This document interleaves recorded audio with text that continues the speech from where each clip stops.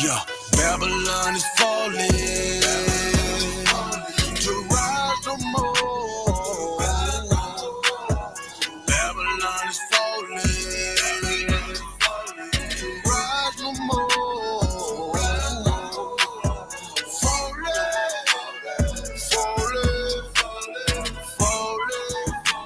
to rise no more. Falling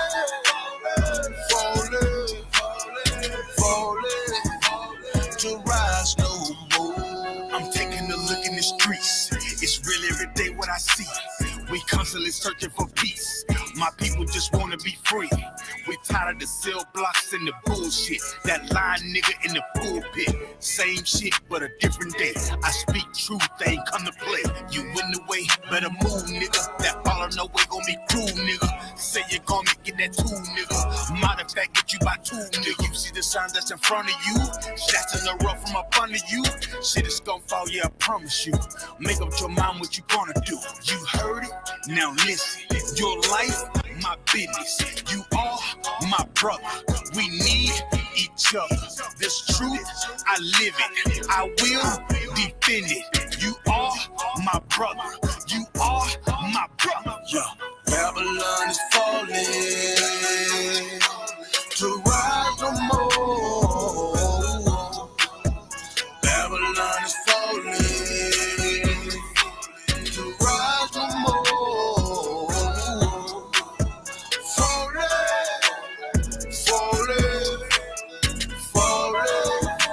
To rise no more.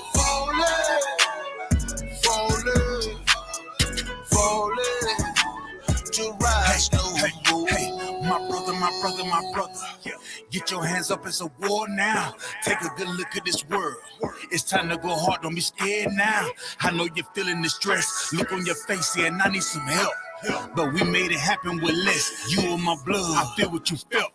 Destruction on every corner. Every day I feel like a loner. Keeping the faith, that is my armor. This is a test, but nothing can harm you. Don't be scared of truth when you hear it. Don't compromise your spirit. Don't be trying to live like these white folks. Don't be trying to chill with these white folks. Brotherhood is a weapon, and that's the shit that I stand for. If you keep the law and live it, now you a nigga I'll stand for. Got no time for that fake shit. That shit I can't stand, bro. Still believe in that flag. So what the hell do you stand for? Yeah. Babylon is falling to rise no more. Babylon is falling to rise no more.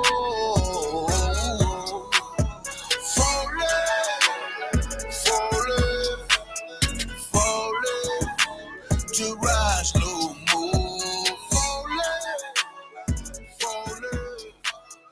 Falling to rise no more.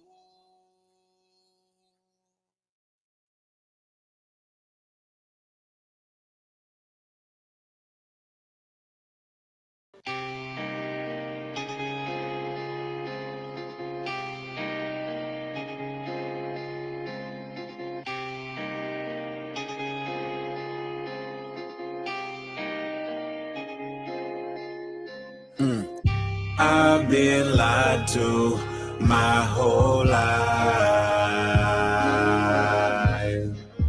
Now I found truth. It's alright. I know.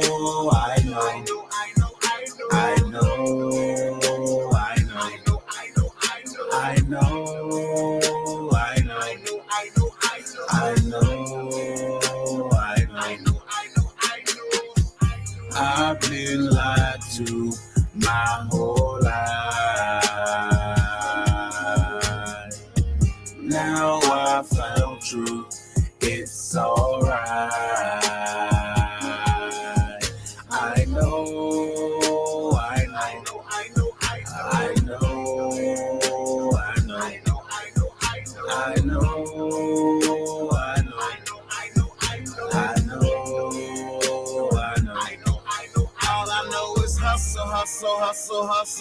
Hustle hard. All I know is hustle.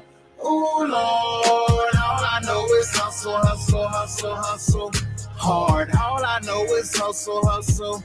Ooh, Lord, yeah. Ooh, Lord, yeah. Ooh, Lord, yeah. Yeah. Yeah. Been lied to my whole life and I'm sick and tired of this shit. I'm sick and tired of this shit. Been lied to my whole life and I'm sick and tired of this shit. Somebody sick and tired of this shit. Hey, since day one they lied to us and we wasn't shit but slaves. But I found out what I found out, it was right there in my face. The preacher man, he lied. My mama, daddy didn't know, so I'm boxed in by lies. How the fuck I'm ever gonna grow? Hey, when the night falls and the lights out, you be reaching for some help. But when the real shit is bullshit, you be reaching for what's left. None of the lies gonna make it, you can read it for yourself. Here's the truth, you can't fake it, you need to find it for yourself. And nah.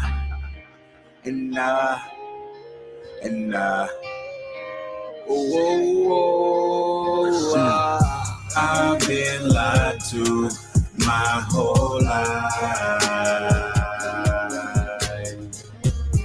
Now I found truth, it's alright. I know, I know, I know, I know, I know, I know, I know, I know, I know,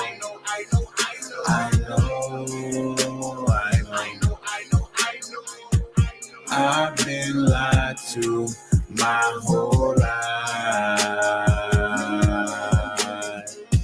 Now I found truth, it's alright. I know, I know, I know, I know, I know, I know, I know,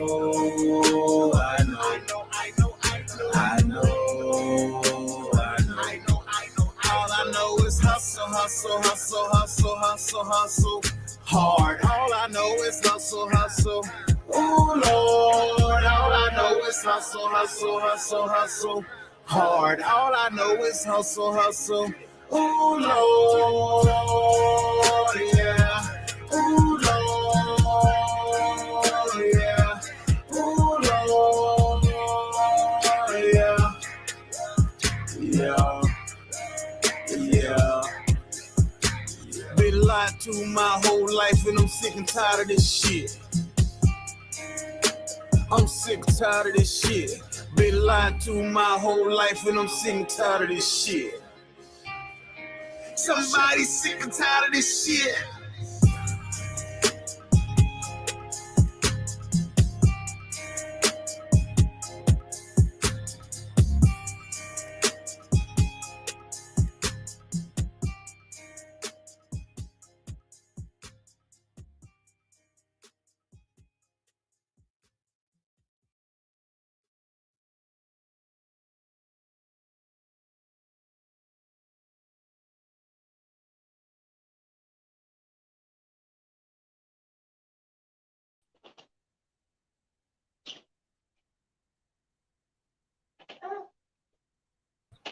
Hey,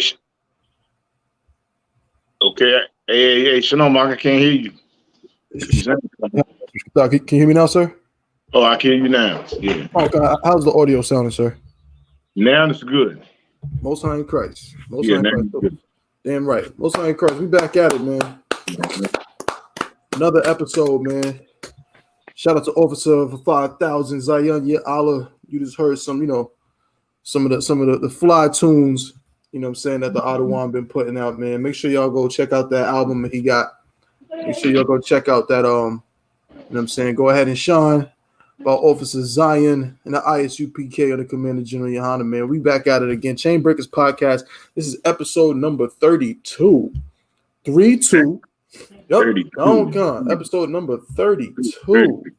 You know, I mark it down. It's saying every show I mark it down. I put the episode number down. Come Like, on, man, you know, damn right. man, Come on. God, damn right. You know what I'm saying? We doing this thing, man. Shout out to, of course, Commander General YAHANNA Tawada, Barakatah Yahweh Yahushua for Commander General YAHANNA and the generals of the I.S.U.P.K. holding down this truth, man. You know what I'm saying? Shout out to all the captains, shout out to all the officers, the troopers, sisters, young men coming in. Again, this is the Chain Breakers podcast, brought to you by the I.S.U.P.K, the Israelite School of Universal Practical Knowledge, started out of 1 West 125th Street, Harlem, New York. Of course, under the leadership of the only man commissioned, given the you know what I'm saying, the rank and given the order to lead Israel at this time, which is Commanding General YAHANNA. You understand? And this show, as with all of our other shows, is just another branch, another way for us to wake our people up. It's all about breaking the chains of oppression, the mental chains. They took the physical chains off, and now our people think we are free. But of course, that couldn't be further from the truth. You understand? And before I get into any of the particulars, I have got to give all honor and respect to my cohorts. First and foremost, my Ottawan, captain of 10,000 YAHANNA. You understand? Holding it down out there in Oklahoma City. How's everything, sir? Most crazy. Everything going to up, you know. It is what it is in Oklahoma. Damn right. No sweat. We're gonna get to the truth. Not to the point where I would like it, but it is what it is. We building. We still building though. We still building up, and that's thanks to the Most High. Damn right, sir. Yep. Most High in Christ, man, for sure. So again, this show is broadcasted from North Carolina and from Oklahoma City per Captain of 10,000 YAHANNA. All right. So if you're in any of those zones, you can get with us. You know what I'm saying, directly. We can point you in the direction of a classroom that you can go to learn from the I.S.U.P.K. Okay. Also on the show today, how could I forget? First off, let me say big congratulations. You know what I'm saying? I wish I had all my little audio, my hand claps and all of that. I'm gonna get it back. I gotta buy a new keyboard. But I gotta say big congratulations, because guess what? There is no Officer of 500 on this show anymore. Big congratulations to my brother. You know what I'm saying? My A1, my day one in this truth, Officer of 1,000 YAHANNA. Oh man, damn right. Well, I mean, well deserved doesn't even seem like the appropriate phrasing. You know what I'm saying? Like, I mean, brother, like I've seen you go war in this truth. Hold on, slack it. They can't. The brother can't. I know you can't use your camera right now, but let me change the settings so they can see the audio avatar. Bear with me just one moment while I get that up there, bro, so they can see this. Also, this glorious garment. There's a backstory to this garment the brother's wearing, but I'm not gonna give y'all the backstory. It's quite hilarious, but he figured it out somehow. He made some magic happen, and the garment came out absolutely glorious. So I can bear with me. I'm trying to find this. I think it's right here. Audio. There we go. Audio avatars. Most High in Christ. There we go. Most High in Christ. There he is in the middle, in all the golden glory. Officer of 1,000 YAHANNA. Like I said, been down with me for some time, man. Came in this truth together. You know what I'm saying? Been rocking out. You know what I'm saying? So again, a great brother to have, and I'm so glad and honored to be on the show with him. So, Officer YAHANNA, Officer of 1,000 YAHANNA, what's good, bro? Great, Christ, man. What's the Not much, man. Another day in hell. You know how it is. But we gonna make it though, bro. And we gonna turn it into something else when we show our people what's really going on, man. You know what I'm saying? We're not gonna take too much time. Officer of 1,000 Kowal should be joining us shortly. I know he was having some issues with his internet, but I think he's getting that situated as we speak. So we'll see him shortly, Lord allow. But we're gonna get right into it. I always want to give my brothers the opportunity before we get into the stories of the day, and we got some heavy stories, man. Some stuff I just saw this morning. I said, well, you know, goddamn, well, damn. You never see something just like, well, damn. I mean, damn, like it's like that. But that's what I seen today. But before we get into that, Cap, was there anything you wanted to bring out before we get rolling? Yeah, and you know, and Salaki too. I didn't get this story to you, but matter of fact, I don't have it yet. But I'm gonna go more into it. But the story of Daniel Triplet. Okay. I don't know if you remember that. Then I do. I believe he was the devil that shot the black brother in the back of the head and buried him, left him under the septic tank. They supposed to have been working on a septic tank, and you go underground to work on the septic tank, but he went underground with that devil and turned his back on that devil, and that devil shot him in the back of the head. Mm. And then the cops didn't even really lock him up for it. You know, he was still like loose. He was still like out. Matter of fact, they took him in, then they let him out. Mm. So it was a lot talking about that story, but just the last week he was like found guilty of the crime. And they put him in jail. They put him there. I mean, they gonna lock him up. He's gonna get some. I don't know how many years he got, but it's kind of crazy because you know, a white man killed another white man in Oklahoma, and he's on death row. He's getting ready to get killed, I think, in the next 2 weeks. Good night. Well, a white man killed a black man in Oklahoma. Well, he doesn't get the death penalty. Right. He gets maybe some years, and most likely he'll get out. I don't believe he got a whole lot of years. I got to get the story on it, and if you could, I could look it up. But I'm looking it up right now, sir. Okay, yeah, but it's like, I don't, it's it's so sad. It's so sad, and why I call Oklahoma the dime a dozen state, because I say every out of every 12 brothers, 10 of them have a oppressor for a wife. And why I'm looking at this dude's brother, it like maybe his brother. He favored him a lot, and he was like talking for the family. Mm. And he was clapping his hands like, yeah, we got justice. Right. And he was walking out the door with oppressor wife. Good night. You know what I'm saying? That's what it is in Oklahoma. You know what I'm saying? It's like really, and like I said, they will look at you crazy. You say the white man's the devil.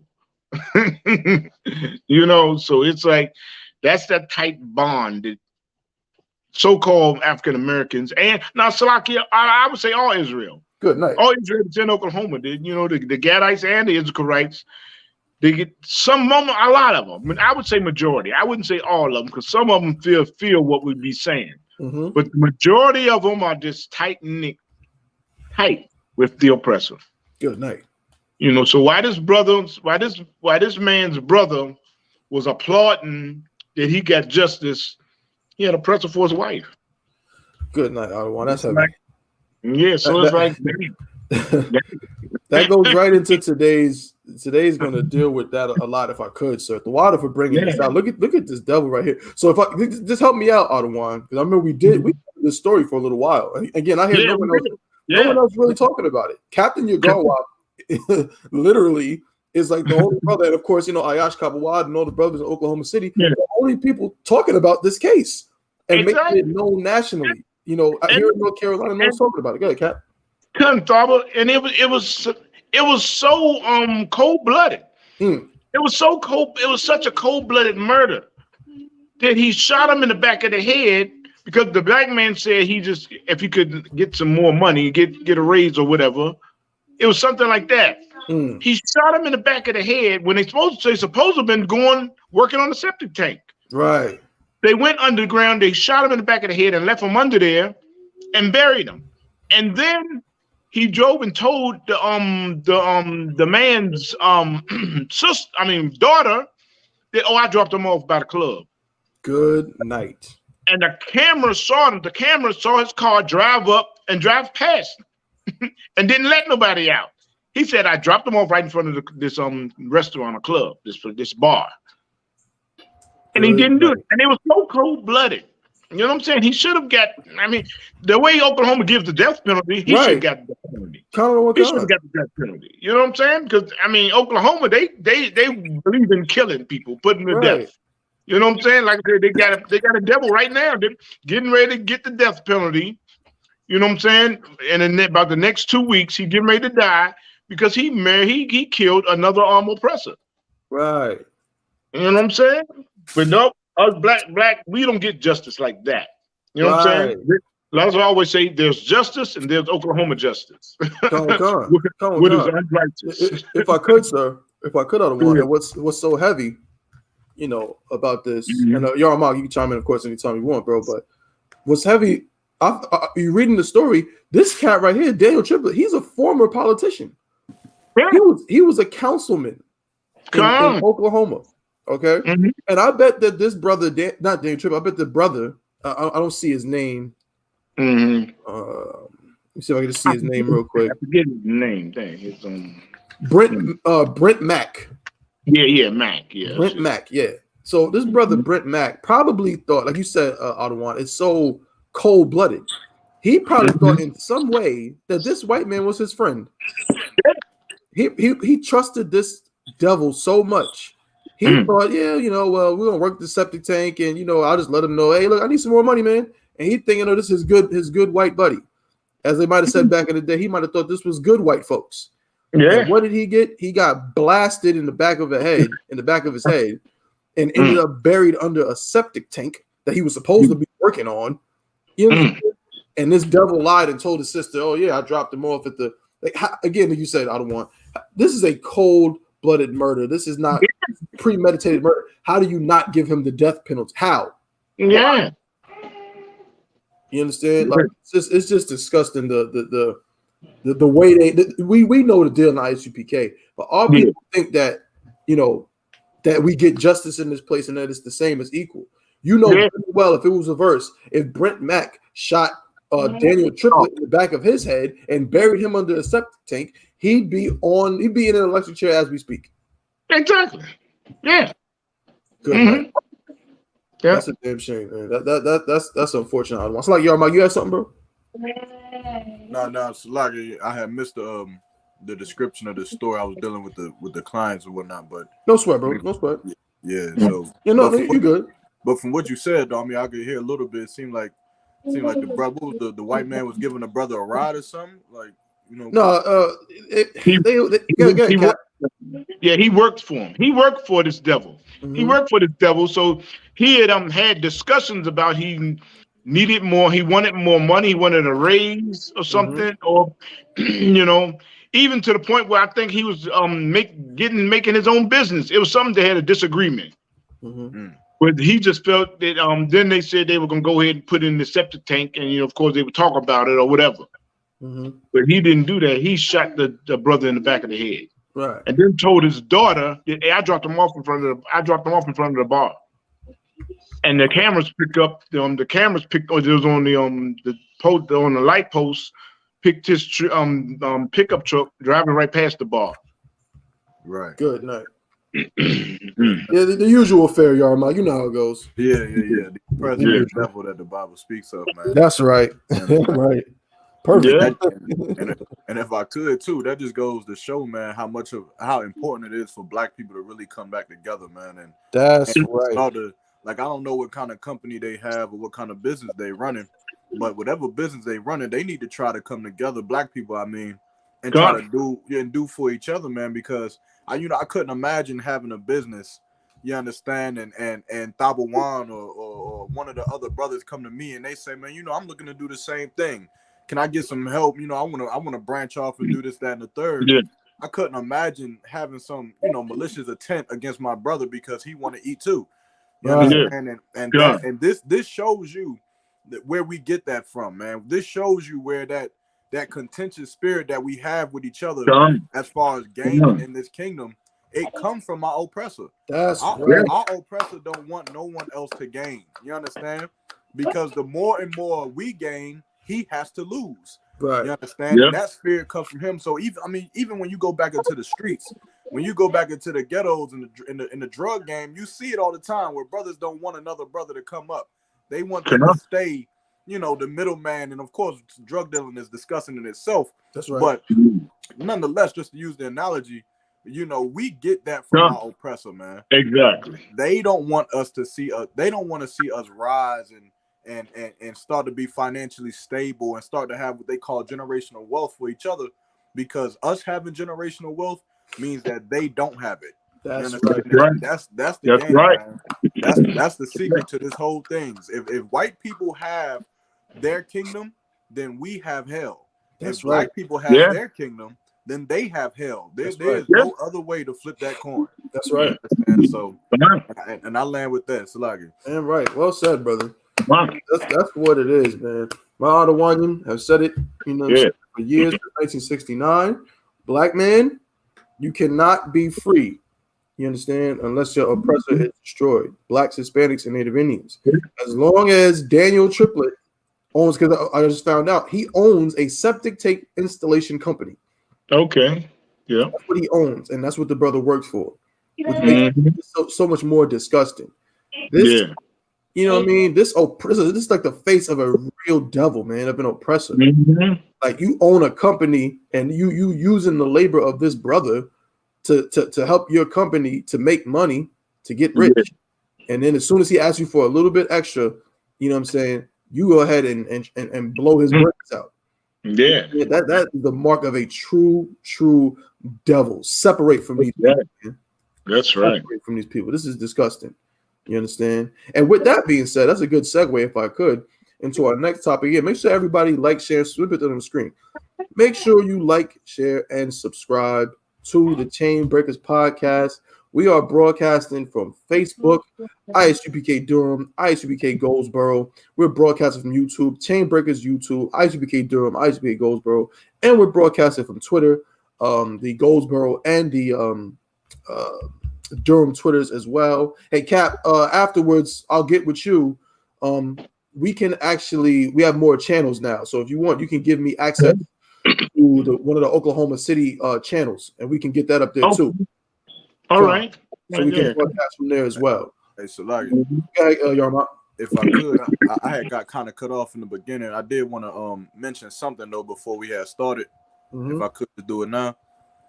Please, bro, just hold it one second. I want you to say what you're gonna say, bro. But let me formally invite on and let everybody know that our brother, Officer of 1,000 Kowal, is in the building. Okay. Let y'all know that. Let me get this out the way. Yeah. Okay, he was in the building, but I think he got cut off. No, so he'll be back shortly. So like, go ahead, Yarma. Yeah, and just off that point that I was making too, as far as building up black businesses and just a black life, you understand, coming together. I just did want to, first of all, give a big shout out to Captain I.S.U.P.K. and the whole North Carolina camp. Damn right. Yeah, for sure. But we all set, you understand, in Goldsboro. We have been working on something real big with Greene County, the Advancing Equity Council for minorities, and we all set on May 14th. May 14th, we are set to have the official startup of the garden that we are building out here in Goldsboro, North Carolina. And on May 14th at 2 p.m., we're going to have two representatives of Bantu Organics, you understand, farming. These happen to be my grandparents, but they have been farmers for generations. Wow. They've taught numerous classes, dozens of classes. They've had dozens of lectures of just how to farm organically and properly. They have a full vegetative farm out in Roxborough that sits on over 50 acres of nothing but vegetables. You understand? So they're gonna come out to the land that we're gonna use out here in Goldsboro. We're gonna hold a live class. You understand? The class is gonna be live. You understand? And at the same time, they're gonna help us start up. You understand, the farm. And that class is gonna be from 2 to 4. The tickets are $5. You understand? And the tickets is really just to help us generate some kind of revenue so that we can, sustain the farm, sustain the garden. I mean, get the equipment, the tools that we may need. That's right. To be able to sustain it, and then eventually we're getting permits and grants from Greene County through our relationship with them to get more land if we are able to hold the piece of land that we have now, which will eventually lead to the I.S.U.P.K. hosting its own farmers market in Snow Hill, North Carolina, once a month at the old ballpark that was played for not the major league. What was the black baseball league called? The Negro Leagues. The Negro Leagues. Yeah. We will be holding the farmers market on the same field that the Negro Leagues used to play on, which my great grandfather, he actually played for one of those teams back in the day. Right. So this is the start of it, and we also taking donations for all of those who is listening. If you want to donate, just to help, like I said, help us get materials and tools, just contact Officer YAHANNA, myself, and we could get it on. Also, cash up there, bro. You say what? You want to put your cash up there? I could throw it up there on the screen real quick. How I do that? How you need me to do it? Just tell me what is it? $ what? Profit 144. Got you. Right, and so also, the class is from 2 to 4, and then at 4 o'clock we holding a cookout as well. So the cookout gonna start from 4. It's gonna last until you know how brothers get down. You understand? Right. But that's pretty much it, man. I just wanted to put that out there, and again, I'll probably make another announcement at the end of the show. But the water. Well done, man. Again, this is what this brother, you know what I'm saying, is doing, man. Big up to the I.S.U.P.K. Goldsboro. You know what I'm saying? Them brothers out there putting in that work. You know what I mean? I'm telling you, they're going to run that city. They're going to end up running that small city real soon. Because I've been there. It ain't much there. But let me tell you something. But whatever's in there, they are taking it over. You know, and they are an example to all you brothers coming in, all you officers, you know what I'm saying? Example to myself. Is anybody on how to, you know what I'm saying, on how to grow a zone. You think there's nothing in that zone? You know what I'm saying? You think, man, like, man, ain't nobody. No, there's something in there. And this brother right here and the men he got in Goldsboro is again setting a great example. So I admire everything you're doing, brother. Most high in Christ. The water. Damn right. Again, Officer Kowal should be here shortly. Officer Ba'ai, so what's the date for the class again? It's going to be May 14th. It's a Sunday. May 14th. All right. May 14th. It is a Sunday. That's when the class is going to be taking place. And again, not only will you be able to physically go to the class, it will also be broadcasted live. Who else is doing this but the I.S.U.P.K. under Commanding General YAHANNA? And again, like the brother said, shout out to Captain I.S.U.K, man. Captain I.S.U.K, brother has done in this zone. I mean, he has, man, you know what I'm saying? That's my other one right there. Raised me up, raised YAHANNA, raised us all up, man. So, you know, big shout out to Captain 13,000. Raise me up too, man. Yeah, wait, how could I forget Salakia, sir? Raise up Captain Yagarwap in DC. How could I forget? You know what I'm saying? Captain Captain Mashak and all of them up there. Shout out to DC, brothers in DC. Doing quick roll call. You know what I'm saying? We see everybody coming in. Shout out to the sister, Princess Sakura Anayat. Shalom, sister Hal Shamal Thaba Shemal Shah. My brother, Officer 500 Mahayar. Shalom, Halba Shemal Shabakata. Officer Yanazar in the building. Shalom, Halba Shemal Shabakata, bro. We got them articles. We're going to talk about that Christian church today. We're going to talk about that. All right. Shout out to the sister Kazakwa Nav, Captain Yagarwa's Rib. Shalom, sister Hal Shamal Thaba Shemal Shah. And of course, my brother, Officer 500 Ba'S out there in Charlotte, holding it down. Shalom, Halba Shemal Shabakata. All right, so we're gonna get into a little something that I thought was it wasn't hilarious, but it was kind of hilarious and it was ridiculous all at the same time. I put it up on my Facebook. It was so crazy. So is everybody familiar with the rapper Da Brat? Yarmak, you might be a little Done. Okay, well, she came out when I was real young too. To be honest, she came out probably in like '93, somewhere like something like that. Yeah, you know what I'm saying? And she's a rapper. I think she's originally from Chicago, but then she went to Atlanta or whatever. You know, she was a big deal in the '90s. In the '90s, as a rapper, she was a big deal. Like she was the first, if I'm not mistaken, she's the first female rapper to ever go platinum. Well, her debut album went platinum. So that was a big deal, right? So she's well known. Of course, she always was like kind of androgynous, meaning, you know, she would like wear lipstick and like curly, kind of, but then she also wore really baggy clothes and the way she did her hair, braids. It was always like she was like everyone just assumed she was gay. Yeah. Then she started to kind of be more feminine in the late '90s, early 2000s, and everybody was like, well, what's going on? Come to find out, she's like bisexual. So she's dealt with dudes, you know what I'm saying? She's right now she's married, like on paper, married to another woman. Okay. Yep. And the crazy part is she's in her 40s. The Brat has got to be about what, like 40, 46 or something. She's somewhere, she's in her mid. Like that. Yeah, something like that. And she just got pregnant. She's pregnant. Like the Brat, 40, almost 50 years old. Again, that's not a crime or anything. Yeah. But it's interesting that this woman who, again, after all these years of her being like, what is she? Is she gay? Is she straight? Is she bi? We don't know. if you read her story, she's been with several male celebrities, but she's also been with females. And now she's married to a woman and she is pregnant and they are expecting, I believe, a baby boy. She has not given birth yet. But what I saw today was a shocker to me. It wasn't a shock, but I said, damn, this is a interesting world that we live in. So let me get this article up here. No, actually, I'm just gonna read it from my phone. Right? I would get the picture of them up, but usually these websites are really wacky, so I don't want it to go too slow and the internet start messing up. So just bear with me just a moment. I'm gonna get a picture of them up here from this article. Okay, this particular article is from theroot.com. Okay, bear with me. Again, the water to everybody that's tuning in. Again, make sure you like, share, and subscribe to the channel. We need all the support, all the help. You know what I'm saying? We need y'all to keep pushing this truth. And that Cash App you see on the screen, so you can send donations to the I.S.U.P.K Goldsboro School for the farming class that they're going to be having in just a couple weeks. And then after that, they, of course, will be doing it on a consistent basis, right, Yarma? God, yeah, it'll be consistent. Okay, Most High in Christ. All right, let's try to get Officer Kowal up in here again. Hold on, let's see. Hey, Shalom, how about you? What's going on, bro? Shalom, y'all was hey, the water for letting me in, man. What's going on, Cap?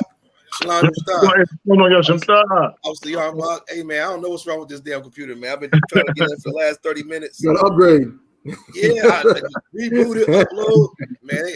Hey, I don't know what's going on, man, but I've been tapping in. No sweat, bro. We're glad to have you up here, man. We've been talking about good to see y'all, brothers. Let's get it. Damn right. All right, so hold on. Let me get this picture. This is disgusting. I'm gonna show this. Hold up. This is crazy. Y'all got to see this. Hold up. Over imaging new tab, and I'm gonna read the article. So if you want to follow along with this article, you just go to theroot.com, and the article says the brat and wife spill tea about their sperm donor, who they chose may shock you. That's the name of the article. So you can go check it out, right? But I'm gonna get this disgusting picture up here if you can stand it. But this is who we're talking about. This is who we're talking about. I'm almost certain that the woman that she's married to, if she don't have kids already, probably grandkids, I wouldn't be surprised. This is something that I see a lot. We'll get into it. I don't want to speak too early, but I see a lot of black women do this. A lot of black women be having babies and grandbabies, and then all of a sudden they decide when they turn 49 that they like girls. Right. So strange behavior. But check it out. This is the article. It says the brat and wife spilled tea about their sperm donor, who they chose may shock you. It says, get your popcorn ready. Rapper the Brat and her wife, Jessica Judy Dupart, are gearing up for an all-new season of their reality show, Brat Loves Judy, premiering today on We TV. And as the ladies prepare to let us into their lives for season 3, The Root caught up with Brat and Judy to talk about the show and their growing family. I'm going to go down a little bit to get to the meat and potatoes of this pause. Salakia. It says, okay. It says this season, the couple is being extremely transparent about their pregnancy, which they announced in February. Brat and Judy take viewers inside their journey, including how they chose their sperm donor, a process they described as eye-opening. Okay. The ladies who thought they'd have plenty of options say they were surprised at how few black donors there were to choose from. And while they started with a few thousand candidates, once they ruled some out based on things revealed in Judy's genetic screening, they were left with 300 and only one was black. All right, here we go. Listen, and this is the response. So they went through. Let me get this out the way so I can see Officer Kowal Salakia. Again, if anybody needs that Cash App again, just let us know and we'll get that back up on the screen. All right. This is what the Brat'S said in response to these three. They were left with 300 donors and only one was black. All right. And this is what the Brat had to say about it. Salakia. She said, and that dude looked like Jiminy Cricket. The Brat laughs. I was like, I'm sorry, but that wasn't going to be my choice. Mhm. And since the pickings were slim, the couple said they ultimately decided on a white donor. Wow. This is a quote. Because we didn't have a lot to choose from, he definitely wasn't black, Brat'S says. But I think we did a great job with picking. He's handsome. Right. Pause. She didn't say pause. I'm saying pause. Salaki. Let me be professional. Salaki. He's handsome. He's tall, and I think he's going to look beautiful with my wife's egg. End quote. All right. So the Brat'S and Jessica Dupart baby has a white father. White baby. Captain Yagarwa. Does this surprise you? I mean, what when you these two obviously black women go to these two lesbian women go to the sperm donor and the white man? Go ahead, sir. It don't surprise me at all, really. It don't surprise me because you know what I'm saying, that's the white man's culture anyway. Right. That's his culture anyway. And those things that they do. Those things they support so much. They support transgender. They support homosexuality. They support everything that goes against the Most High God. So I'm saying, so when you start being partakers of what they do, then you're gonna be of this sin, like the scriptures say. That's right. You know what I'm saying? So that's what the Lord told us to come out of them. Come out of them. You know what I'm saying? But boy, this don't surprise me. It's so disgusting, though. Right. It's so disgusting. You know what I'm saying? That's the thing, right? It's so disgusting. You know what I'm saying? It's like, man, But like I said, it's like us in the I.S.U.P.K, it doesn't surprise us. You know what I'm saying? Of course, it vexes my spirit, but good. I mean, come on, man. Come on, man. You follow in that lifestyle, you're going to do things of the oppressor. You follow the oppressor, you're going to be just like him. Yeah, of your father the devil. That's right. Come on. I mean, that's in the Bible, Right. So when you start following them, you're going to do things like them. You're going to hate your own people. You're going to hate your own people. I mean, you shouldn't give a damn because he's Jimmy the Cricket. You go ahead and let Jimmy the Cricket put the seed in. You know what I'm saying? Yeah. I don't give a damn if he's him, the Woody Woodpecker. Right. Let him go ahead. I mean, come on, man. You're having right. a black baby. Now you're having a white baby. You don't understand. See, people, they don't even understand you're a seed of your father.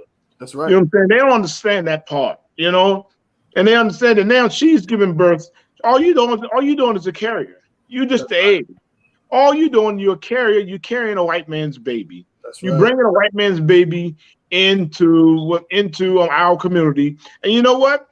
He's going to come out and he's going to start rapping, and then next year he's going to be the greatest rapper ever, and he's going to be a white man. He's going to be a white man, and his white father's going to be like, "Hey, that's my boy. That's my boy." You know what I'm saying? I mean, it's crazy. You know what I'm saying? Black people, we don't have to worry about the white man stealing our culture. We will give it away. Right. We will give it away. We will give it away hands down, real easy. You know what I'm saying? You know what I'm saying? But give it a little bit of time. Give it a little bit of time. Give it about 20 years. You know, if Christ is not back. We pray for Christ to come back tomorrow. That's right. But if Christ is not back, you know what I'm saying? You give this kid a chance to grow up. Hey, he'll be rapping. He'll be the best rapper ever. He'll be better than Eminem. Right. You know what I'm saying? You know what I'm saying? It's crazy. It's crazy and it's sickening. It's sickening. It's so sickening. You know what I'm saying? But I got you, brother. So like I said, and I'll pass it to the next brother shortly, but Officer Baai said, and this I thought was a heavy point, he said, well, at least one of our brothers won't grow up in that foolishness. Damn right. That was what I thought.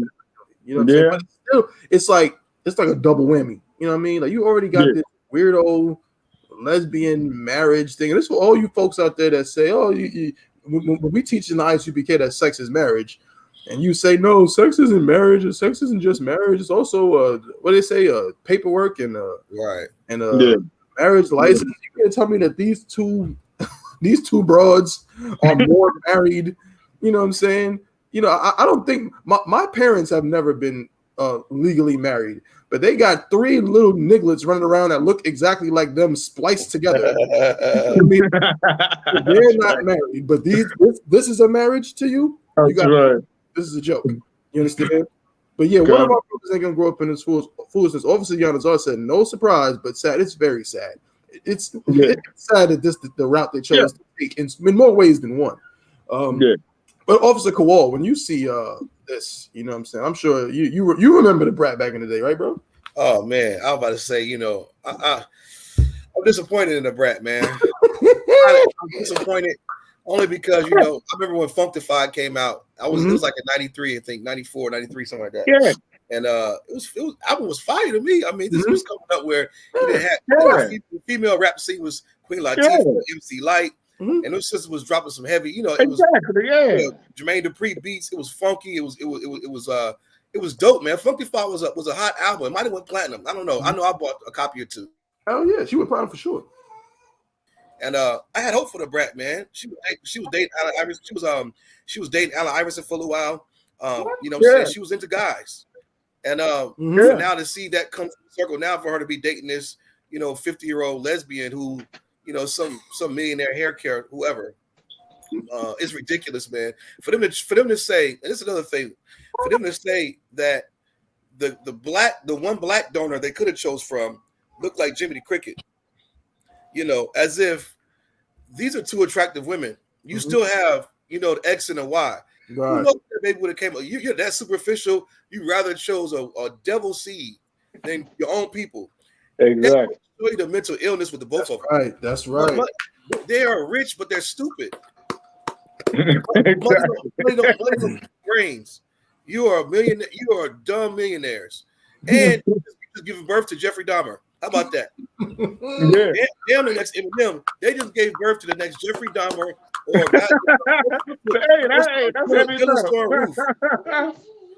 You just gave birth to Dylan Stoker. You know what's going to happen? He's going to grow up thinking, I'm black, and then he's going to run to one of us. We're going to say, you just see your father. He's going to be like, oh. And now he's going to have a crisis. Right. Now he's going to be in the betwix like, well, I might as well lift up. He's going to go put lipstick on in the mirror. That's right. He's going to show up to school. That's right. Why? Because you gave birth to a devil. That's right. That's right. It's so disgusting, man. Good. Right. You know, it's so disgusting. We see this time and time again, which proves that black folks, man, you know, we always say we need to stick together and all that stuff, but we don't even prefer each other. That's right. Like, we don't even prefer each other. That's right. We got to prefer each other, man. What do you call lesbians? Can I say lesbian? Or I don't know. Yeah, you can say is that proper term? Yeah, these 2 lesbians, man, you know, black, wealthy women, both of them are mentally ill. And, you know, this baby that's going to be born, or it may not be born, who knows? I mean, that baby's going to have a hard time in life. Not only does he have he has 2 parents that, well, he has 2 women raising him. So he has a high probability of being gay. And then on top of that, or get molested. And he's going to grow up knowing he's a devil, the Bible speaks of. Oh, they just went ahead and set him up for disaster. That's right. That's your next shooter. That's your next Jeffrey Dahmer right there. That's your next, you know, what's the nigga, the job turkey who blew up the damn building?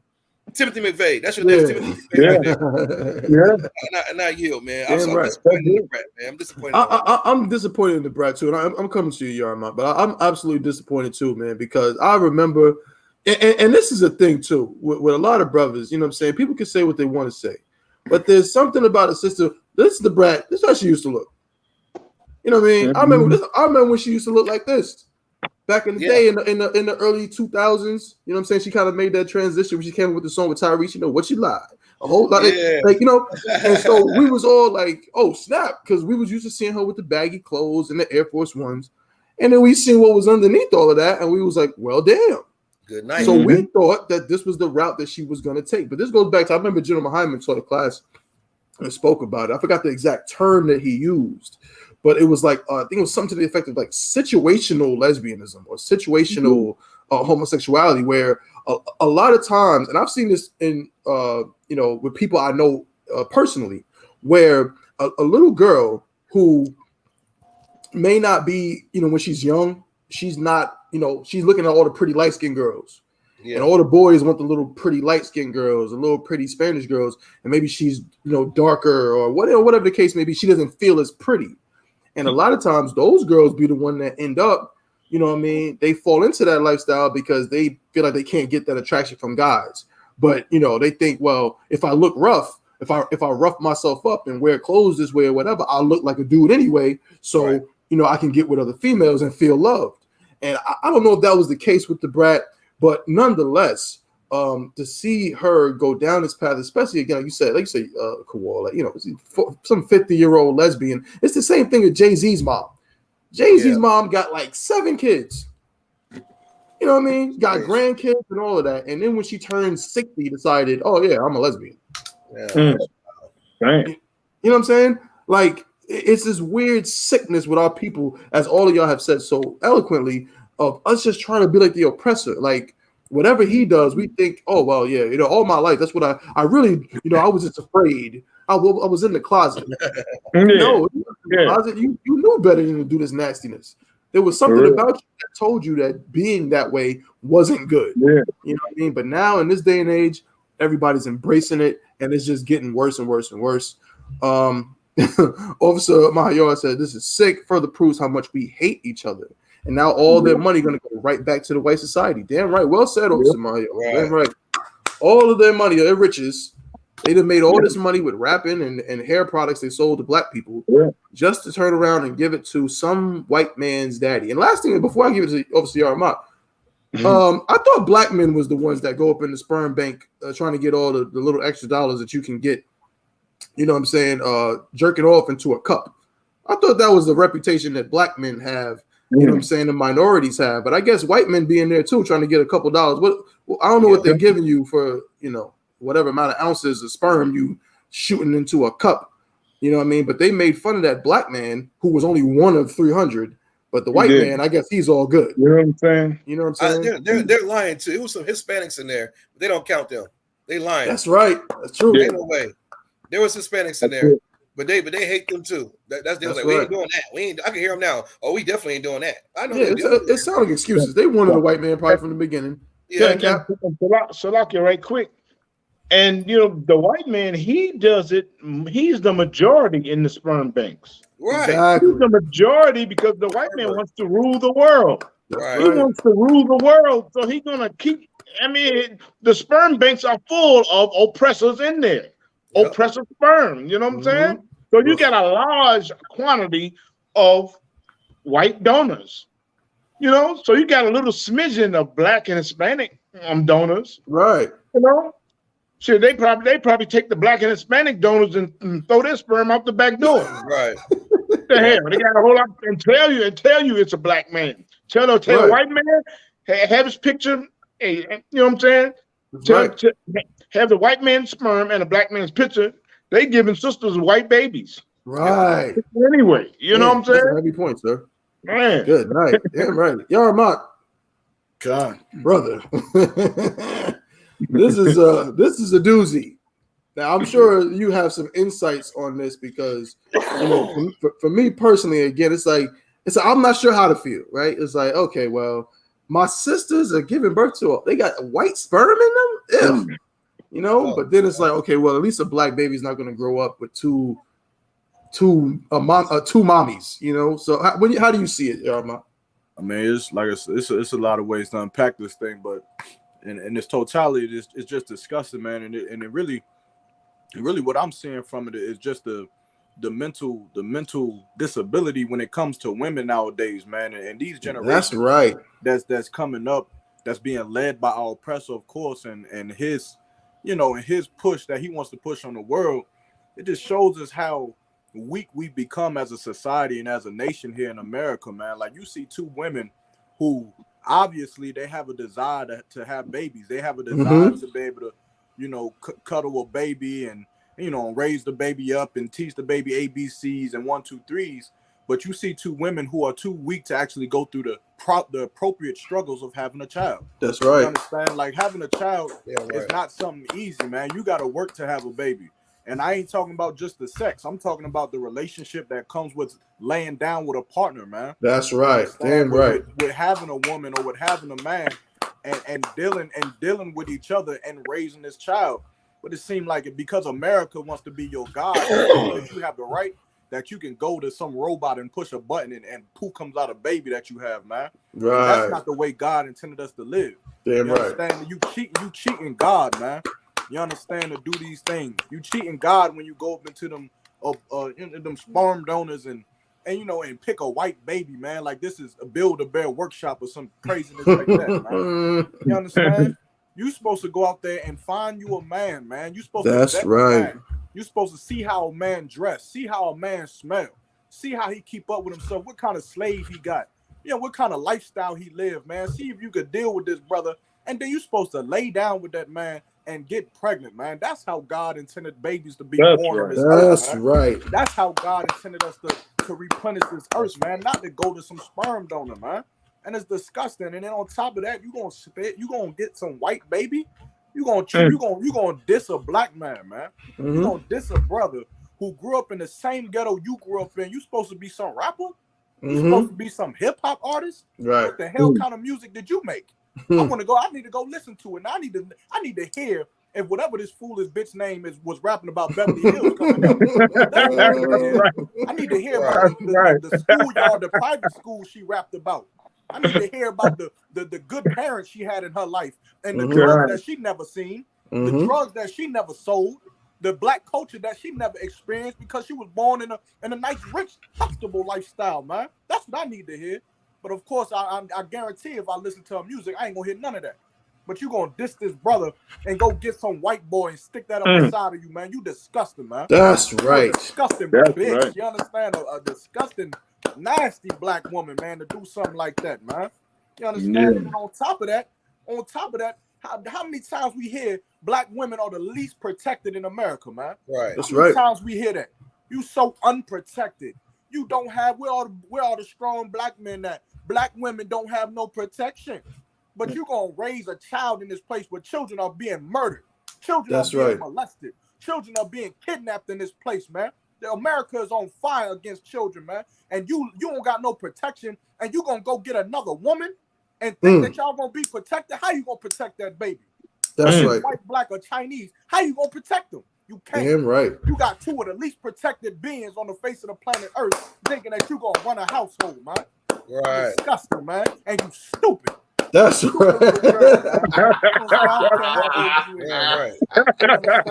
And that damn show need to be canceled. That's right. That show. That's right. You don't want your daughters to be raised up like them. Turn that shit off the TV, man. That's right. That's right. Damn right. And I love it, man. That's right. Damn right. That's a clip. That's a clip. Most High in Christ. Well said, brother.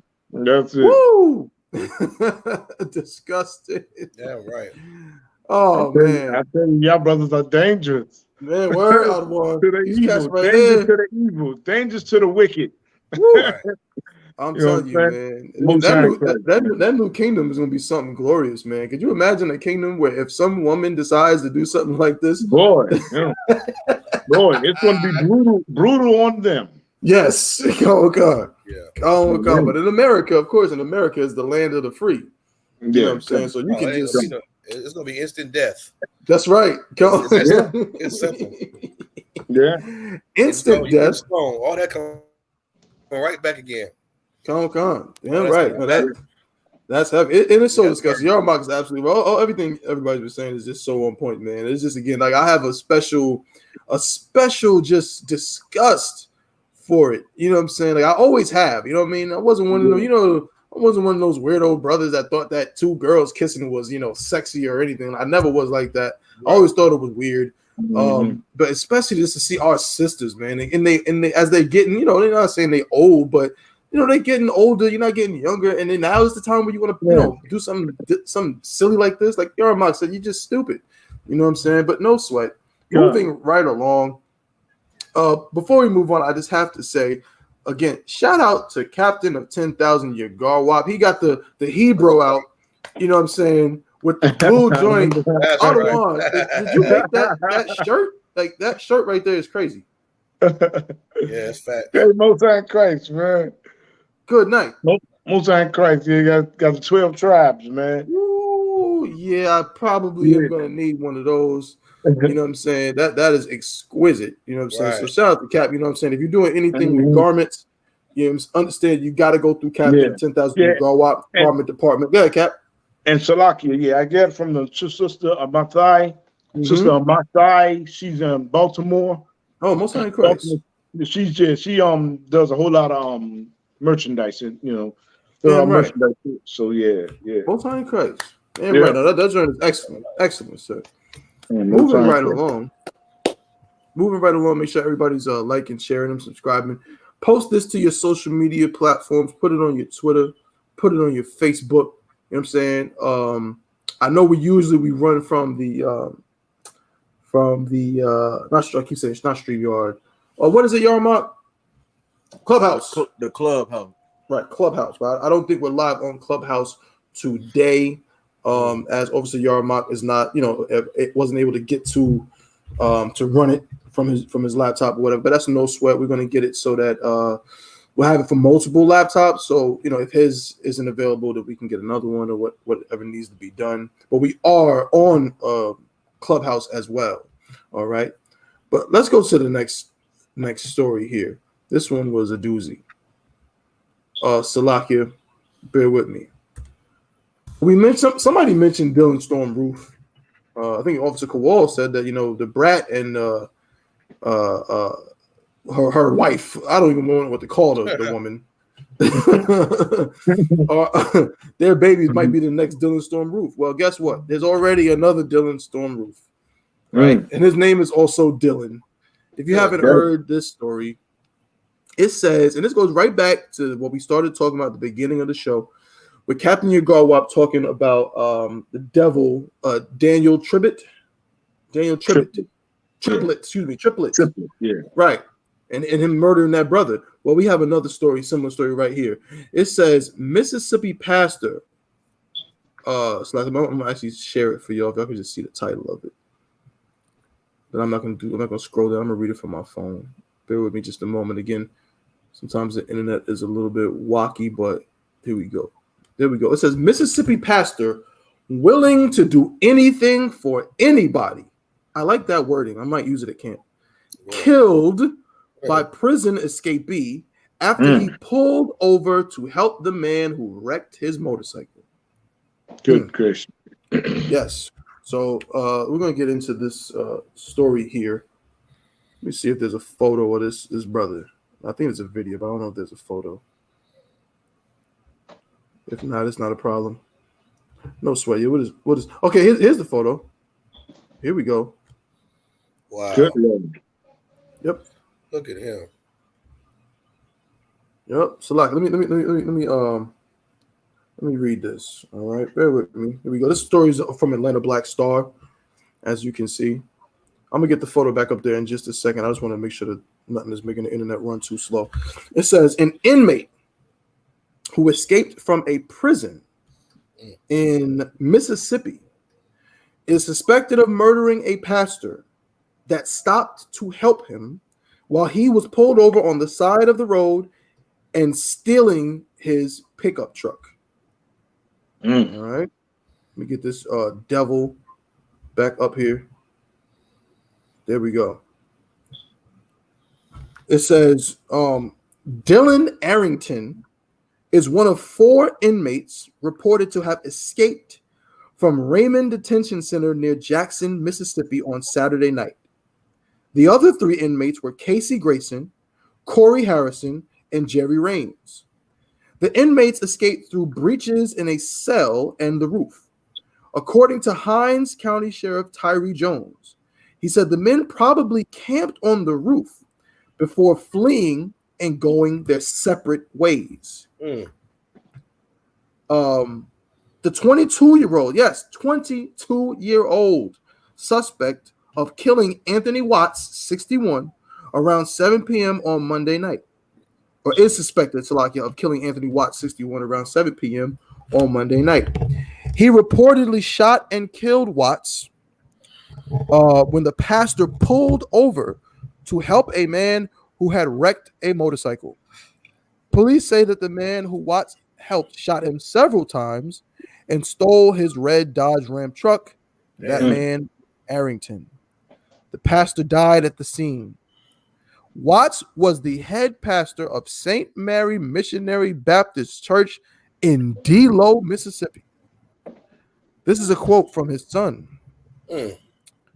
Not only was he my dad, but he was also my pastor, and he knew how to balance both well. Watts' daughter, Kristen Watts, said in a statement, many times us PKs, preacher's kids, are under a radar of perfection.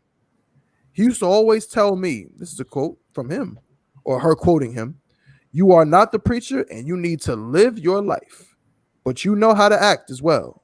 Me and your mama raised you. What you do with that is on you.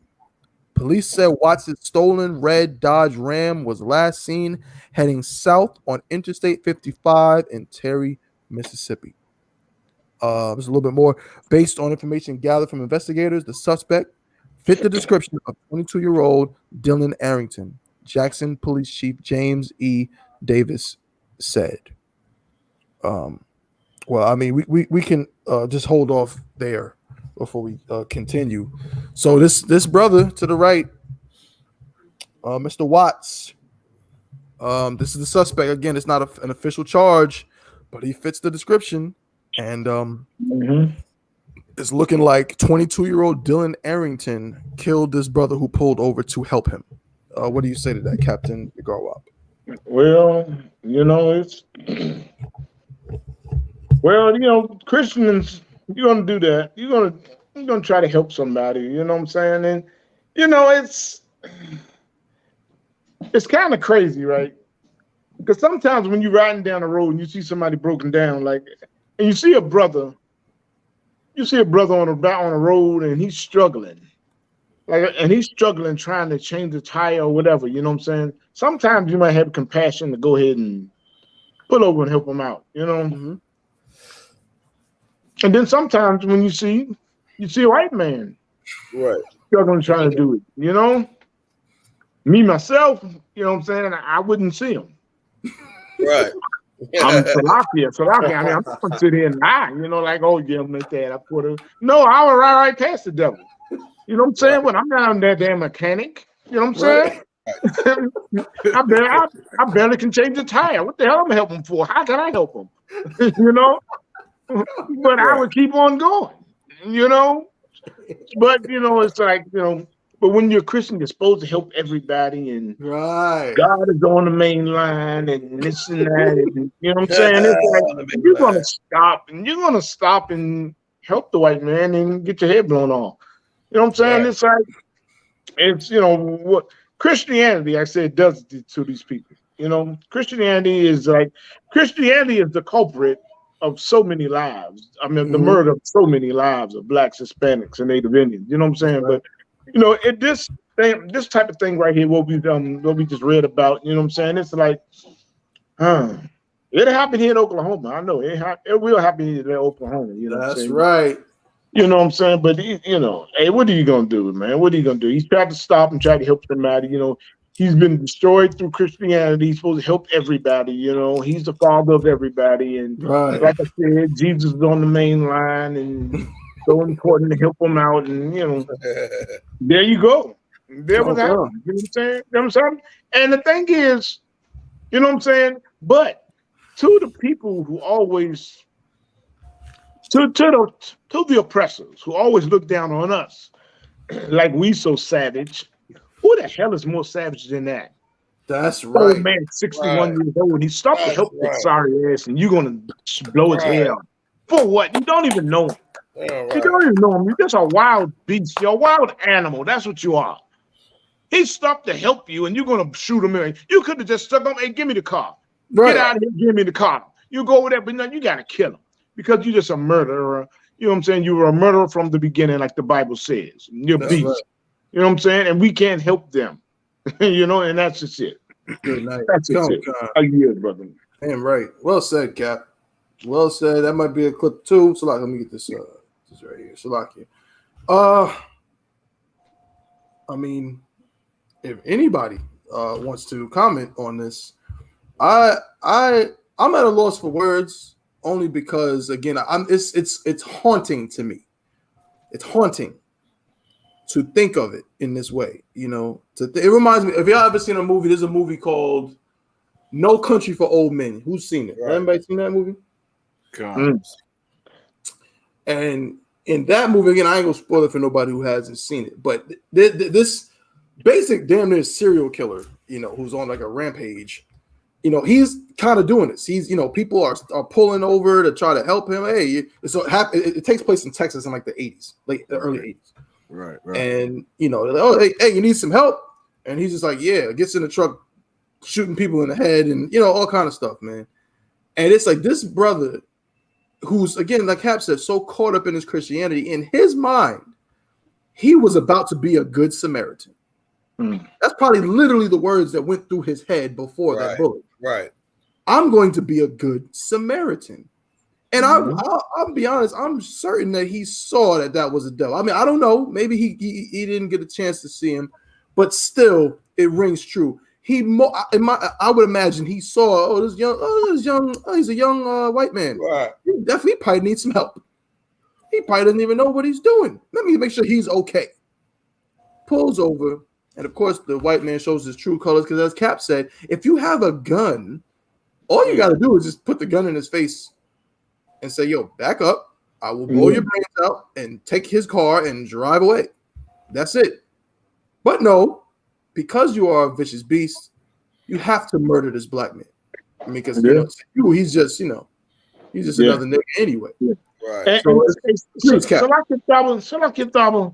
you know what? You just jarred something in my head, and I'm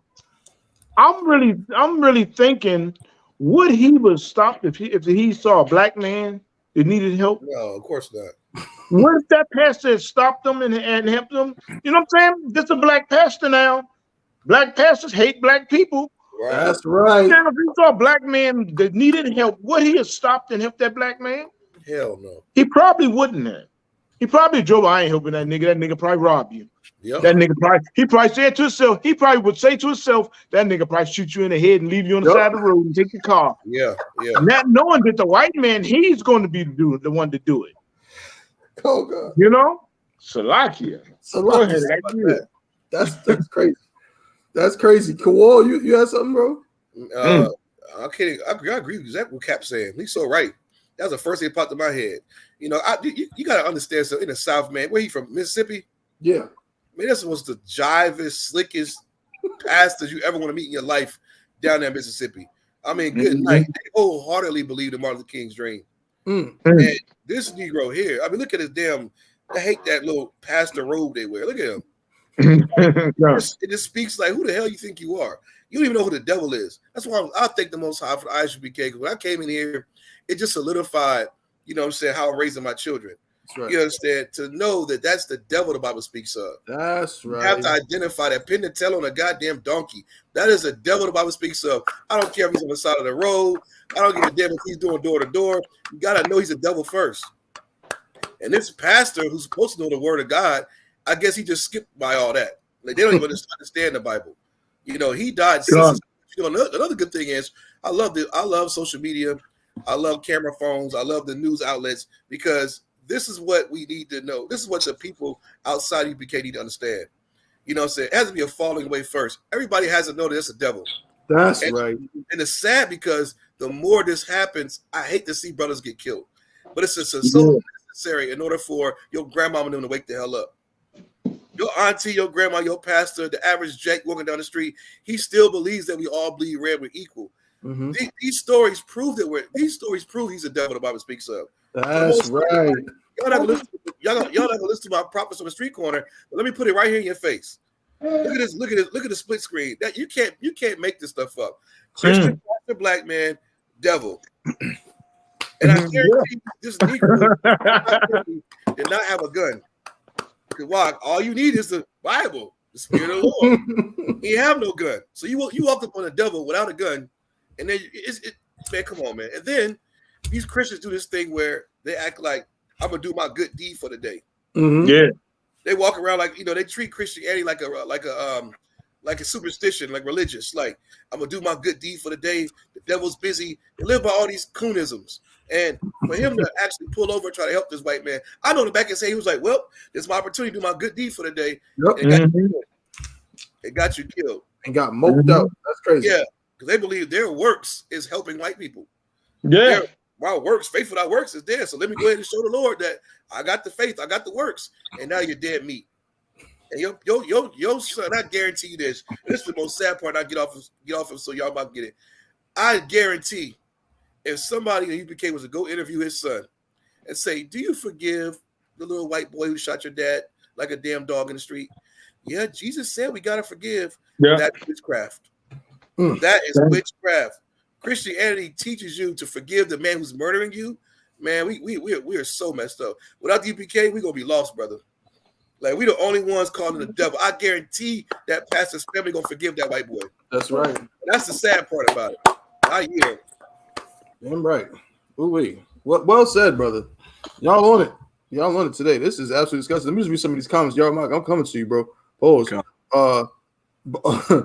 My host of my yard said he would have rolled past like, damn, I hope he'd be stuck all day on the side of the road. That's what he's in the spirit. That's what he's in the spirit. Right. That's what we say in the I.S.U.P.K. We don't get murdered on the side of the road by oppressors, because when we see them struggling, we get happy. Yeah. We say most high in Christ, man. That's right where you belong. I hope you don't get. I hope there's no Ubers out here. Right. I hope, you know what I'm saying? Spend the night. Yeah, spend the night. Yeah, that's what we say in I.S.U.P.K. Yeah, you know what I'm saying? Like, my yard said, I have a damn heat stroke for all I care. Yep. You know what I'm saying? Damn right. Woke Israelite said, "Yup, he would have kept driving if he was a black man. Damn shame. That's right. He would have kept it moving. Yep. You know what I'm saying? Most high in Christ. But Yarma, it's on you, brother. This is a hell of a story for the Christian pastor, and you go in on the Christian pastors every week at camp. You go in on the Christian, as we all do. But Officer Yarma, Officer of 1,000 Yarma, has a special. He got something special for a Christian pastor every week. So seeing this, the ball one. Right. Go ahead, Yarma. Nah, y'all. What y'all brother said is absolutely correct. And I just want to say, Barakatai Hawaii, I was shot for the truth. And the teaching and raising up men to not become victims like them weak Christian pastors. That's right. You understand? Like we in the Christian church blinded, man. We blinded by this facade of love and peace and happiness, and all of that stuff is a lie, man. You understand? We ain't living in a place where we can have peace forever, man. We living in a time of warfare. There's wickedness all throughout this earth, and it wants to kill us, man. You understand? That's right. So that brother. And like the rest of his congregation and the rest of his religion teaches, man, that they supposed to love everybody. And then that loving everybody, it make you weak, man. It make you a victim, man. Make you docile to what's really out here in this world, man. Yeah. You understand? Like, I understand wanting to be a good person. I understand wanting to, follow the law of a Samaritan and wanting to help out. I get all that. And all that's cool. But at some point, you're going to have to remember that you a soldier, man. That's right. You got an obligation out here to protect and defend your people. And, of course, to defend your life. You understand? You shouldn't be out here all oblivious to the wickedness around you, man. Where's your strap at? That's right. At, man? Right. You're supposed to go up there on guard when you go to help anybody. I'll tell y'all a story real quick. I was out in Wilson, North Carolina. I was with my Eve. And we was pumping gas at the gas station, and some other sister came through the gas station store and rolled up on me. It was like, I'm sorry, my van is having some troubles on the other side around the corner. Can you come help me? Can you come with me and help me check it out? And I'm looking at this woman. I'm like, all right, go back over there. I'll come over there when I get a second. I send her back on her way, and I go back to my car, and I gird myself up. That's right. Because, of course, I want to help. But at the same time, I ain't stupid. And I tell my rib, I'm like, yo, go park right here. And I put her in a strategic location. Just so if anything go down, she could get out, she could see what's happening, so on and so forth. And I go over there and I'm ready for anything to defend me and my family, just in case anything is happening, man. And I learned that from Captain McCoy. That's right. Man. I learned that from General Mahaim, and I learned that from General YAHANNA, man, on how to not be a victim in this place that wants to victimize us every single day. And of course, like the brother said, if it was a white man that came to me, Oh man, I ain't a mechanic, bro. I don't Right. know. I ain't got no help for you. I got no. That's right. You understand? All I know how to pump gas and move, and that's what we're about to do. That's it. You understand? So, you brothers in the Christian church, man, y'all need to find y'all way into the Israelite school of UPK, man. That's Get up in here and get some training, man. Learn how to defend your life, man. Otherwise, you just running around like a rag doll out here, man. They just walking around. God love everybody. Oop, he dead. God love everybody. Oop, she molested. God love everybody. Victim, man. Right. In the Israelite school of UPK, we raised up to not be victims, man. You can't be a victim in here, man. That's right. You understand? Right. And I yield with that. And right. Well said, brother. Well said. Everybody, obviously, absolutely on point. What I said. If I could just say this, and I saw somebody say this on Facebook, and it's like it's the same thing, and I know we all thinking it. I said it before, man. Dylan Arrington, Dylan Stormroof, same thing, same difference. Like, here we go again. At some point, as all the Akim have been saying, and Adawan, of course, you have to realize that Christianity is the perfect place where you can go to learn how to die. Yep. That's what you learn in the Christian church. Yeah. You learn how to die in the Christian church, one way or another. Either you're going to learn how, well, God loves everybody and he loves me no matter what I do, so I can smoke whatever I want. I can smoke myself into a coma. I can take all the drugs. I can be an alcoholic. I could be a whore and get AIDS or HIV. You know what I'm saying? Chlamydia or whatever the disgusting disease I want. I can do anything I want because I'm a Christian and God loves everybody. You know what I'm saying? Or you're going to let some oppressor into your church because God loves everybody and let him pray with you. And then he's going to start blasting everybody in the church. The same church where they teach you to what? To hate that brother on the street who gangbangs. Hate that brother on the street, you know what I'm saying, who's a drug dealer. And we're not saying that it's good to be a drug dealer. But as Adawan said, that brother probably said to himself, oh, man, it's just a little white boy. He ain't going to do nothing. He ain't going to do nothing.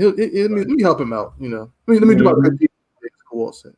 You know. But we understand the I.S.U.P.K. One thing, a phrase I'll never forget that I always heard, and still to this day you have to learn how to apply, is the phrase, keep your head on a swivel.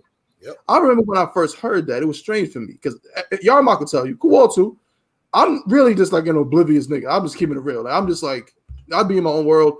I don't be knowing what's going on half the time, but I have to learn or had to learn to be militant.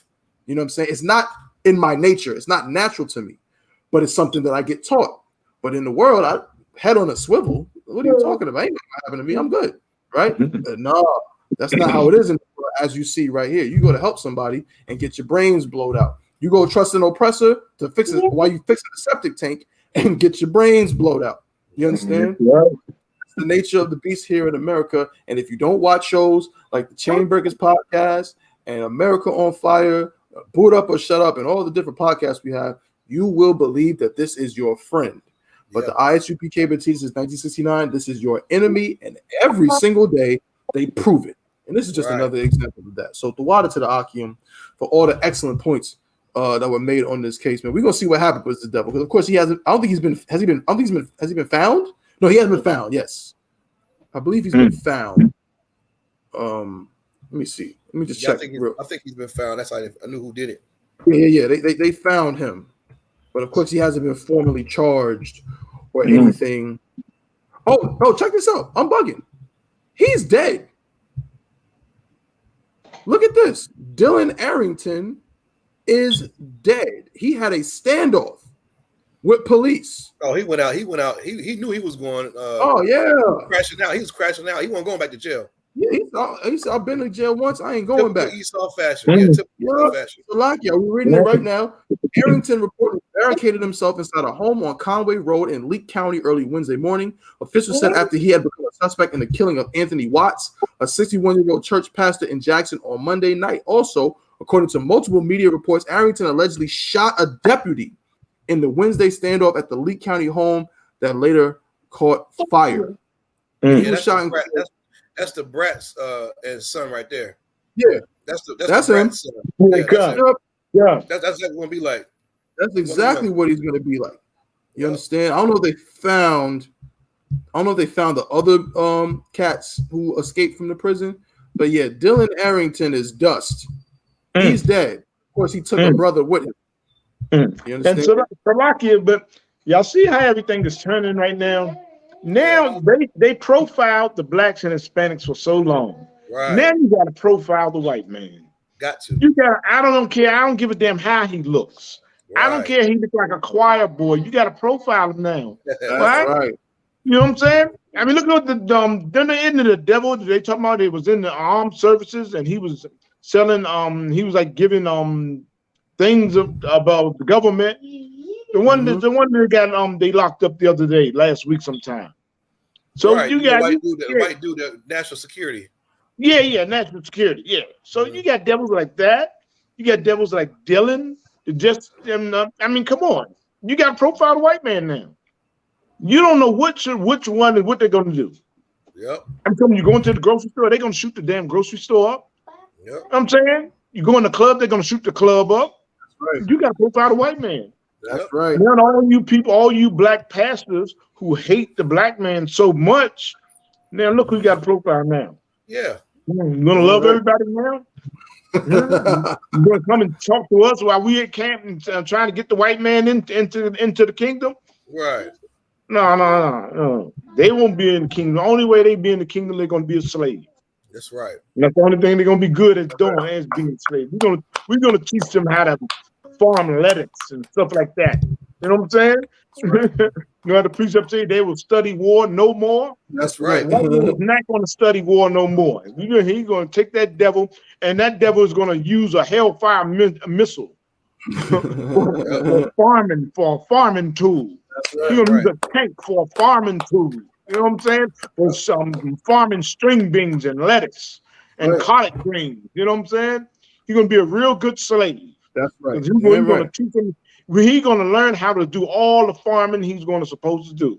That's right. Because he's going to be a slave. You know what I'm saying? Right. You got to profile the white man now. Don't profile the black, the niggas and the spics no more. You can't profile us. That's right. You know what I'm saying? But profile this devil. Because you don't know which one what they're gonna do.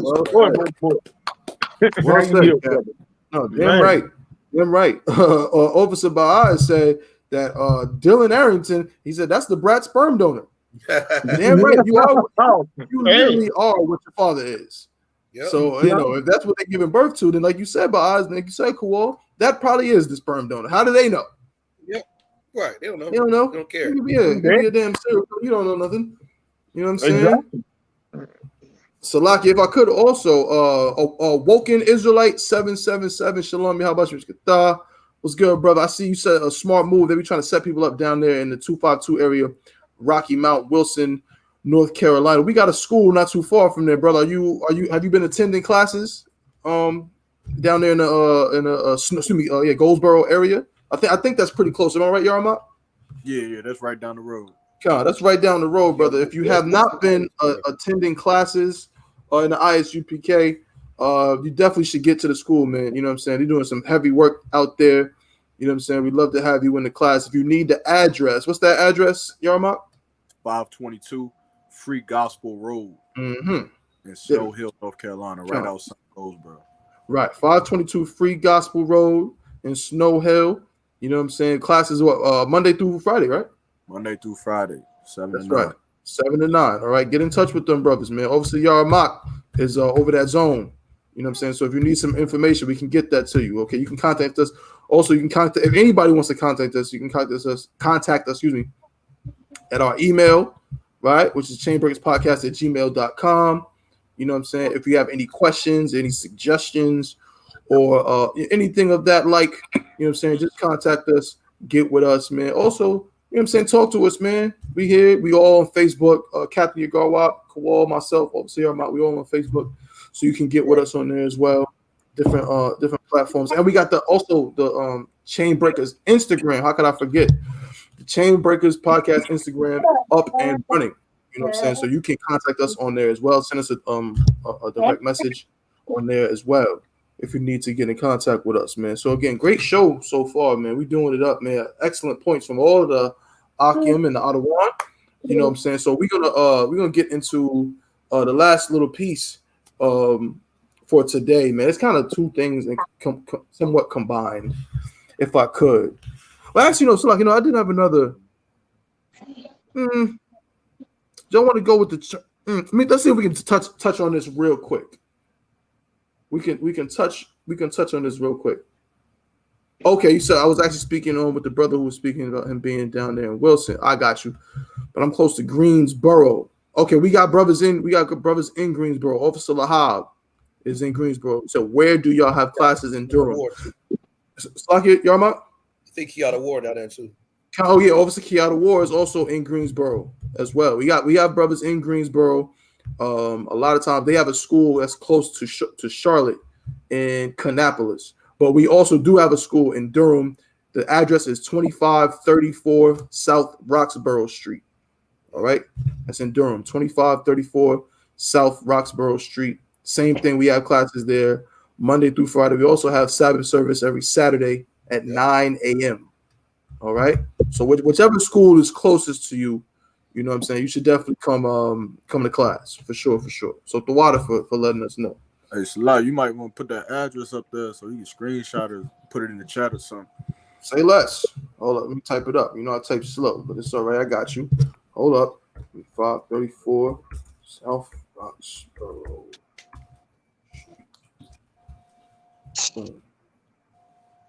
That's the address to the Durham school. 2534 South Roxborough Street. I think it's Suite B. Yeah, I think down the street from Central, right? Yeah. There's a huge sign, you know what I'm saying, next to the door that says Israelite School of Universal Practical Knowledge. You can't miss it. It's next to the vegan restaurant. Okay, but yeah, that's the address. So come to class, bro. I'm saying good to see you. All right, so we winding down, man. We got two things I want to talk about. So I'm gonna touch on this. We're gonna touch on this real quick. This is the one that Officer Yanazar sends a shout out to my brother Officer 400 Yanazar. That's right. I'm gonna put this up on the screen too. Just a picture, because again, these, like I said, these websites be real funny. Taking up all kind of memory and all that. Again, man, the water to everybody that's tuning in. We appreciate y'all. Like, share, and subscribe. You know what I'm saying? To all, not just us, man. So we got a bunch of different podcasts on I.S.U.P.K. Right? What we got? We got Boot Up or Shut Up, One West Radio, Ask You the Prophets, Cross the Line Radio, America on Fire. What's that one they got up in? Is it in Canada or in California? I just put it on the Instagram. It's a car on there. Yeah. Oh, It's La Pura Neta. There we go. yeah, La Pura Neta. La Pura Neta podcast, right? That's on Mondays. That's every Monday. Oh, I can't see the time. Salakia. No sweat, but yeah, just look that up. La Pura Neta podcast on Mondays. I want to say it's like 7 or 6. I can't find it at the moment. Here we go. I got it right here. I got it right. It's 9 p.m. every Monday, and that's Pacific time. Right. Every Monday Pacific time at 9 p.m. Pacific time is the UPK La Pura Neta podcast. The sister Marakabah, Yashika said Truth of the Round Table. Damn right. Truth of the Round Table. Rude in Speech. Can't forget about Rude in Speech. We got so many. So make sure y'all subscribe to all the different shows, podcasts, outlets that we have in the I.S.U.P.K. All right. Let the Hebrew speak. Damn right. The water, y'all. My brother. I'm going to get a list, man. Shout them all out. You know what I'm saying? Come. All right. But yeah, this is a quick story that Officer Yanazar has sent. It says, close to 200 North Carolina churches, so right here in the state of North Carolina, will ask to leave the United Methodist Church over gay rights issues. Okay, so damn, it would be ill if I can get this this video to run. I might have to just do it like this. I'm gonna see if I can get this video to run. Yeah, bear with me just a moment. So yeah, let me see if I can get this on the screen. So I can see it'd be just easier for us just to run the video. All right, here we go. Let me know if y'all can hear it when I run it. offer thanks and praise to the God who gives us this day and this new year. Anyone who walks through the doors of First United Methodist Yeah, we can hear. welcome. Here we go. Here. This new year could be a historic year for the United Methodist Church as its leaders split.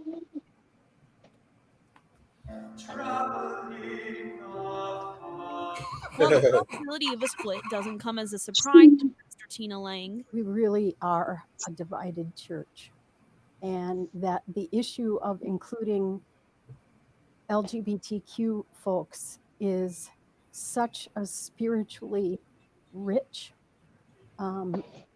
concept and so complex, and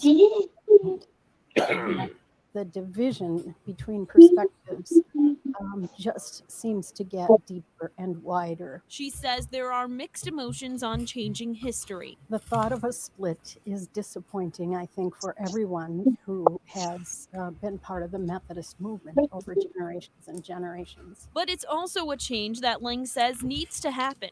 It is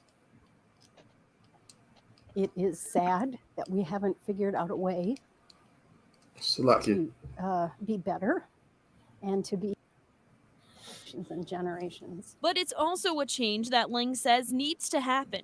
It feels in some ways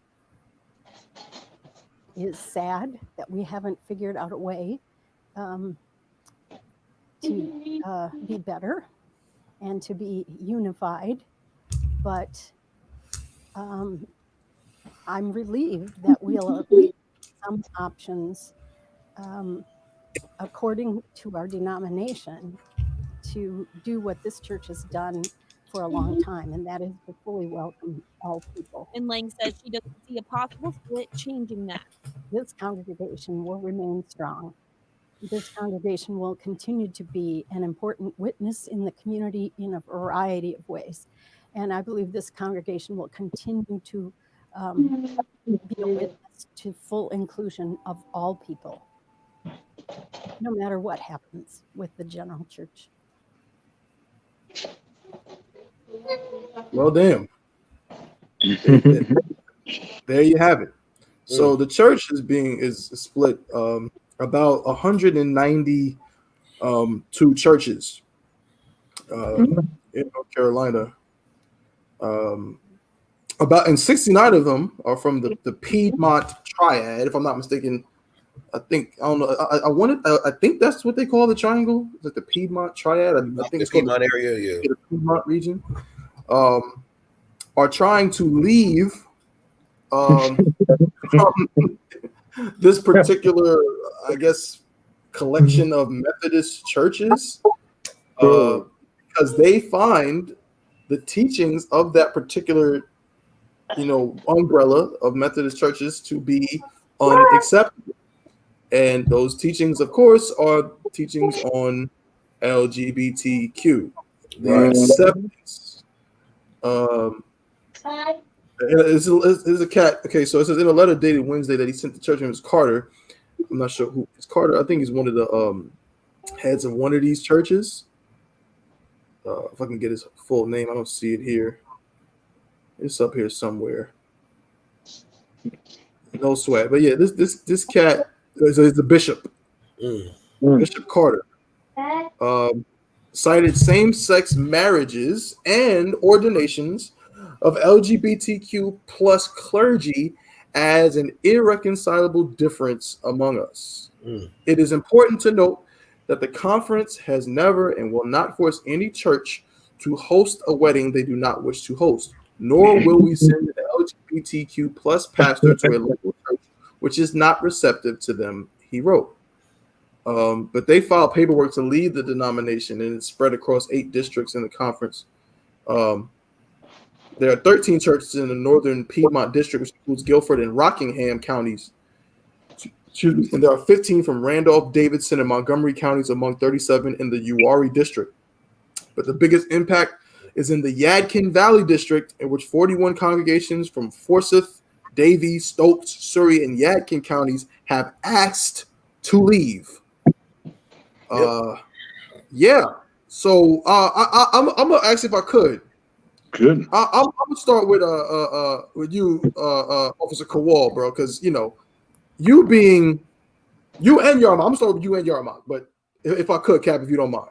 No, go ahead. Go ahead. Man, don't sweat. Because these are all resident, you know, North Carolina natives. Con. I want to hear this. Don't sweat. When you see this, you know, the churches, man, they're so divided. Why are they so divided, Officer Kowal? I thought it was all about unity. Yeah, but that you see that video we just watched look like unity? It wasn't nothing but devils in them churches. And a lot of those areas of black folks trying to come to those Methodist churches getting turned away. Those stories are prevalent. And that Piedmont area, especially you mentioned Davie County, that's one of the most concentrated Ku Klux Klan areas in North Carolina. We used to live down there for about a year, about 2 years.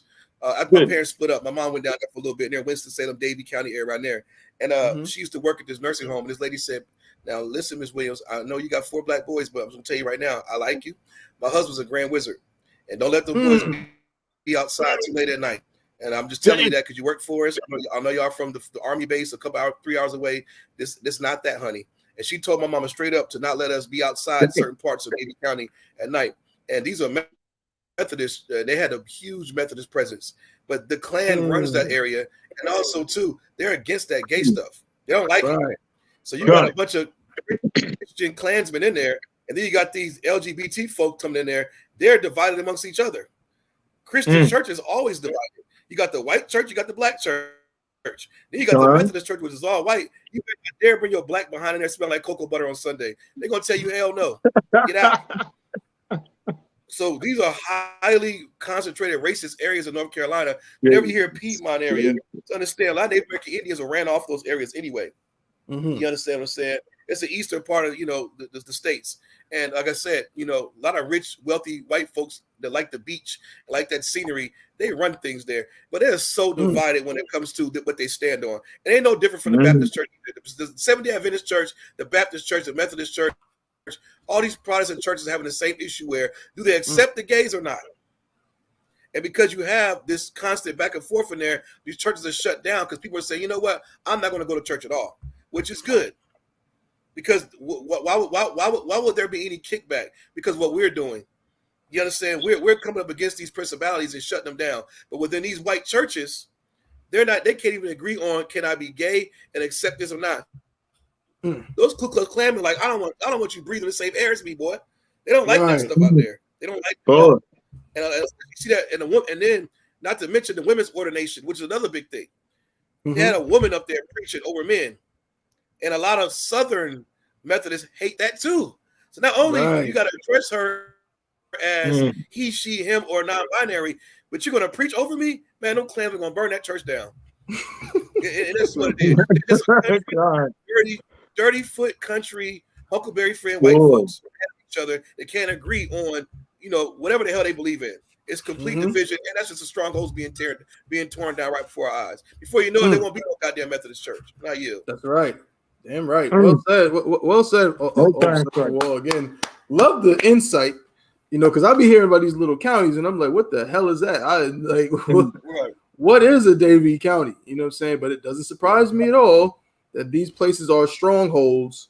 You know what I'm saying, for the Klan and such. Officer Yarmak, another native of this state, man. What's going on with your people, bro?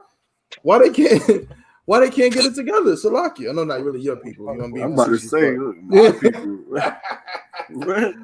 I'm just saying, man. The North Carolina, the churches are divided, man. I thought they said we was divided. They say black people, we so divided and we hate each other and so on. But it seems like the Christian church just keeps breaking up and breaking up and breaking up. Right. Yeah. I mean, what they say the Christian church, man, is double-minded, man. That's right. I don't understand. Like, I mean, of course, this seem more or less like a white issue, which is all good and all that. But for black people, this happens in the Christian church and our churches and their churches as well. You understand? That's right. They have disagreements on what they believe or what God said, and they don't really know. And a lot of people that's in the Christian church, they don't even fully agree with what the pastor is teaching, man. But they feel like they have no other place to go. That's because right. for 400 years, we've been beaten into thinking that the Christian church was the house of God. We've been thinking that whatever the church say, whatever the congregation preach, that's what everybody's supposed to follow, man. And that is a lie, man. That's right. The house of God is not the Christian church. That's the house of Satan. That's right. They about to be up in there fighting in a second, man. Right. Like, you about to have an all-out shootout in the Christian church if they don't get them LGBTQ up out of there, man, right in a second. You understand?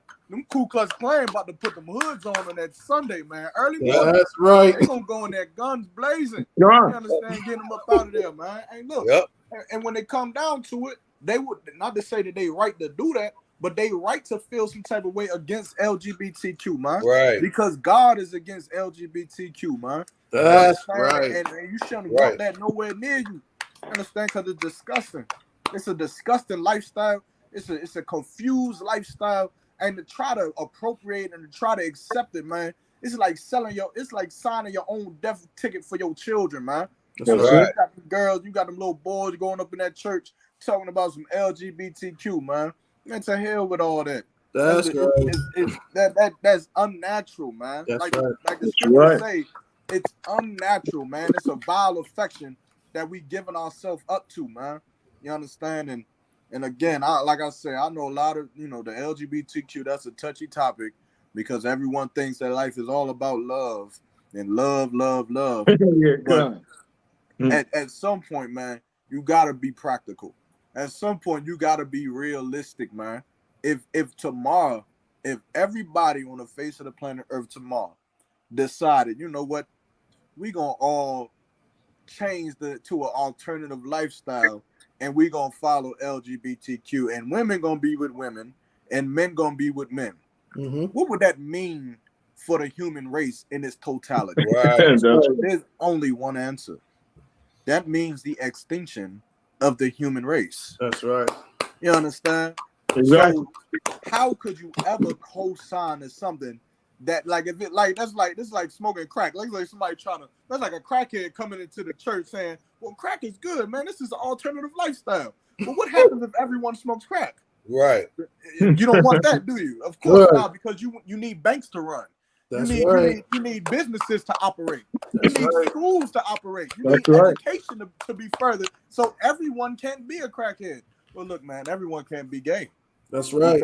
Because you need babies to be born. Right. And so if we can't agree with crackhead being a crackhead, then how the hell are we going to agree with living an alternative lifestyle? Right. That's right. Damn right. Well said. Well said, bro. That's right. And we got just a little bit more time. You know what I'm saying? We're gonna try to so Cap, did you have something on this one? Hey, all I have is if you could grab a scripture for me. Oh, okay, I got you, sir. Okay, 2 Timothy 3:1. Okay. People don't understand what the times we living in. You know what I'm saying? And in I.S.U.P.K, we have been prophesying this since 1969. That's right. Letting brothers and sisters know that what times we living in. You know what I'm saying? And all these things in the Bible, these prophecies being fulfilled, and all this stuff is in the Bible. You know what I'm saying? It's for our learning, Blacks, Hispanics, and Native Indians, so we can know what's happening. We can't be lost like they lost. Like the oppressors lost out here, just trying to find his way. I mean, look at that. I mean, you got the Klansmen, they down there, and then they can go to war with the other crazy white people. Right. You know what I'm saying? We got to stay away from them, separate from them, and watch them just destroy themselves. Because they're gonna do it. I mean, come on, You said 1 Timothy, sir? 2 Timothy 3:1. This is the book of 2 Timothy, chapter 3 and verse 1. This know also, that in the last days perilous times shall come. There you go. Perilous times. What's the definition of perilous? Full of danger or risk, exposed to imminent risk of disaster or ruin. Right. I mean, come on. Here you are. I mean, this is what the Bible is saying. These times are happening. are coming. You know what I'm saying? We're living, we're living in those times, those perilous times. You know, where all this crazy stuff, everything is going crazy. You know what I'm saying? I always had a saying that Christianity is not only satanic, it's idiotic. You know, Christianity doesn't even make sense. You know, the religion of Christianity goes against the Bible. It's foolishness. The religion of Christianity is white supremacy. That's right. You know, because you're going to go and you're going to serve white Jesus, and you're going to, no matter what, you're going to love everybody, and you're going to be like that pastor that got his head blown off trying to help the guy on the side of the road. You're going to be like that. That's right. You know what I'm saying? These are the perilous times we're living in. This is why the I.S.U.P.K under Commander John YAHANNA is so important. This is why the Lord sent us out to get Israel. Send us out on the streets, on the corners, on these podcasts, in these classes, to bring all these people back, you know, to the Lord. You know what I'm saying? And we pray all Israel can be saved. You know, we pray and we fight for all Israel. You know, we don't look and say, "Oh man, you a homo." You know what I'm saying? So you just gonna die of AIDS, nigga. You know, no, we trying to save him, so he can come away from that lifestyle. That's right. So start living righteously unto the Most High. You know what I'm saying? Because the Bible, what we just read in 2 Timothy 3:1, that these are perilous times. You know what I'm saying? Right. These are the times of ruin, disaster, and ruin. You know, the Christian church is falling right before our eyes. They going every which way. They going every which way. Look, you got the Klansmen going crazy. You know what I'm saying? You got the LGBTQ and all this type of crazy stuff. All of it's sin.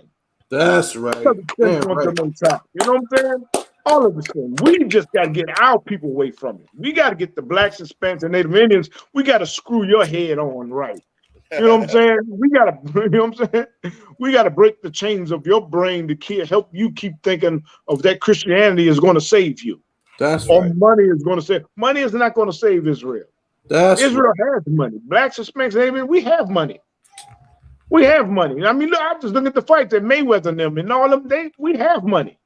You know what I'm saying? But money is not going to save us. Wealth is not going to save us. You know what I'm saying? Right.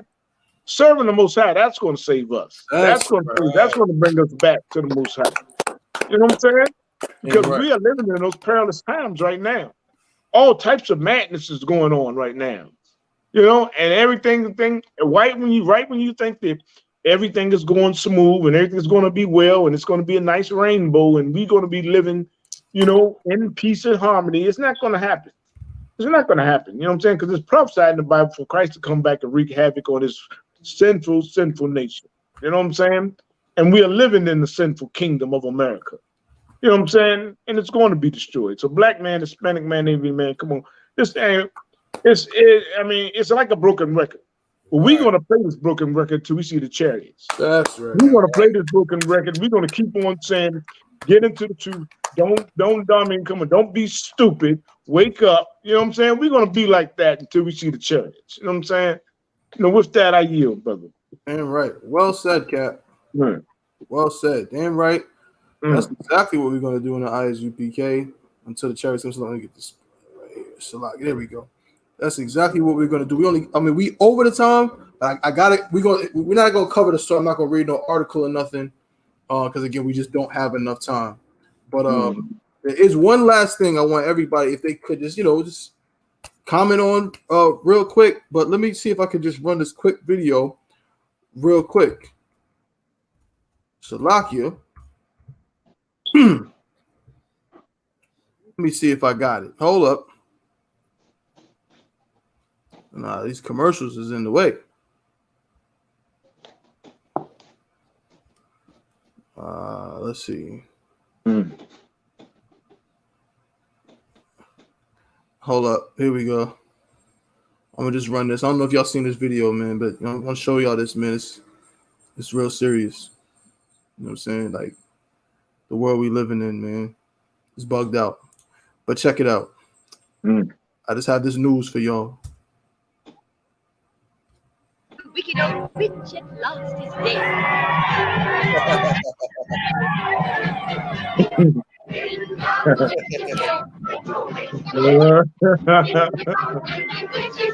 Yes.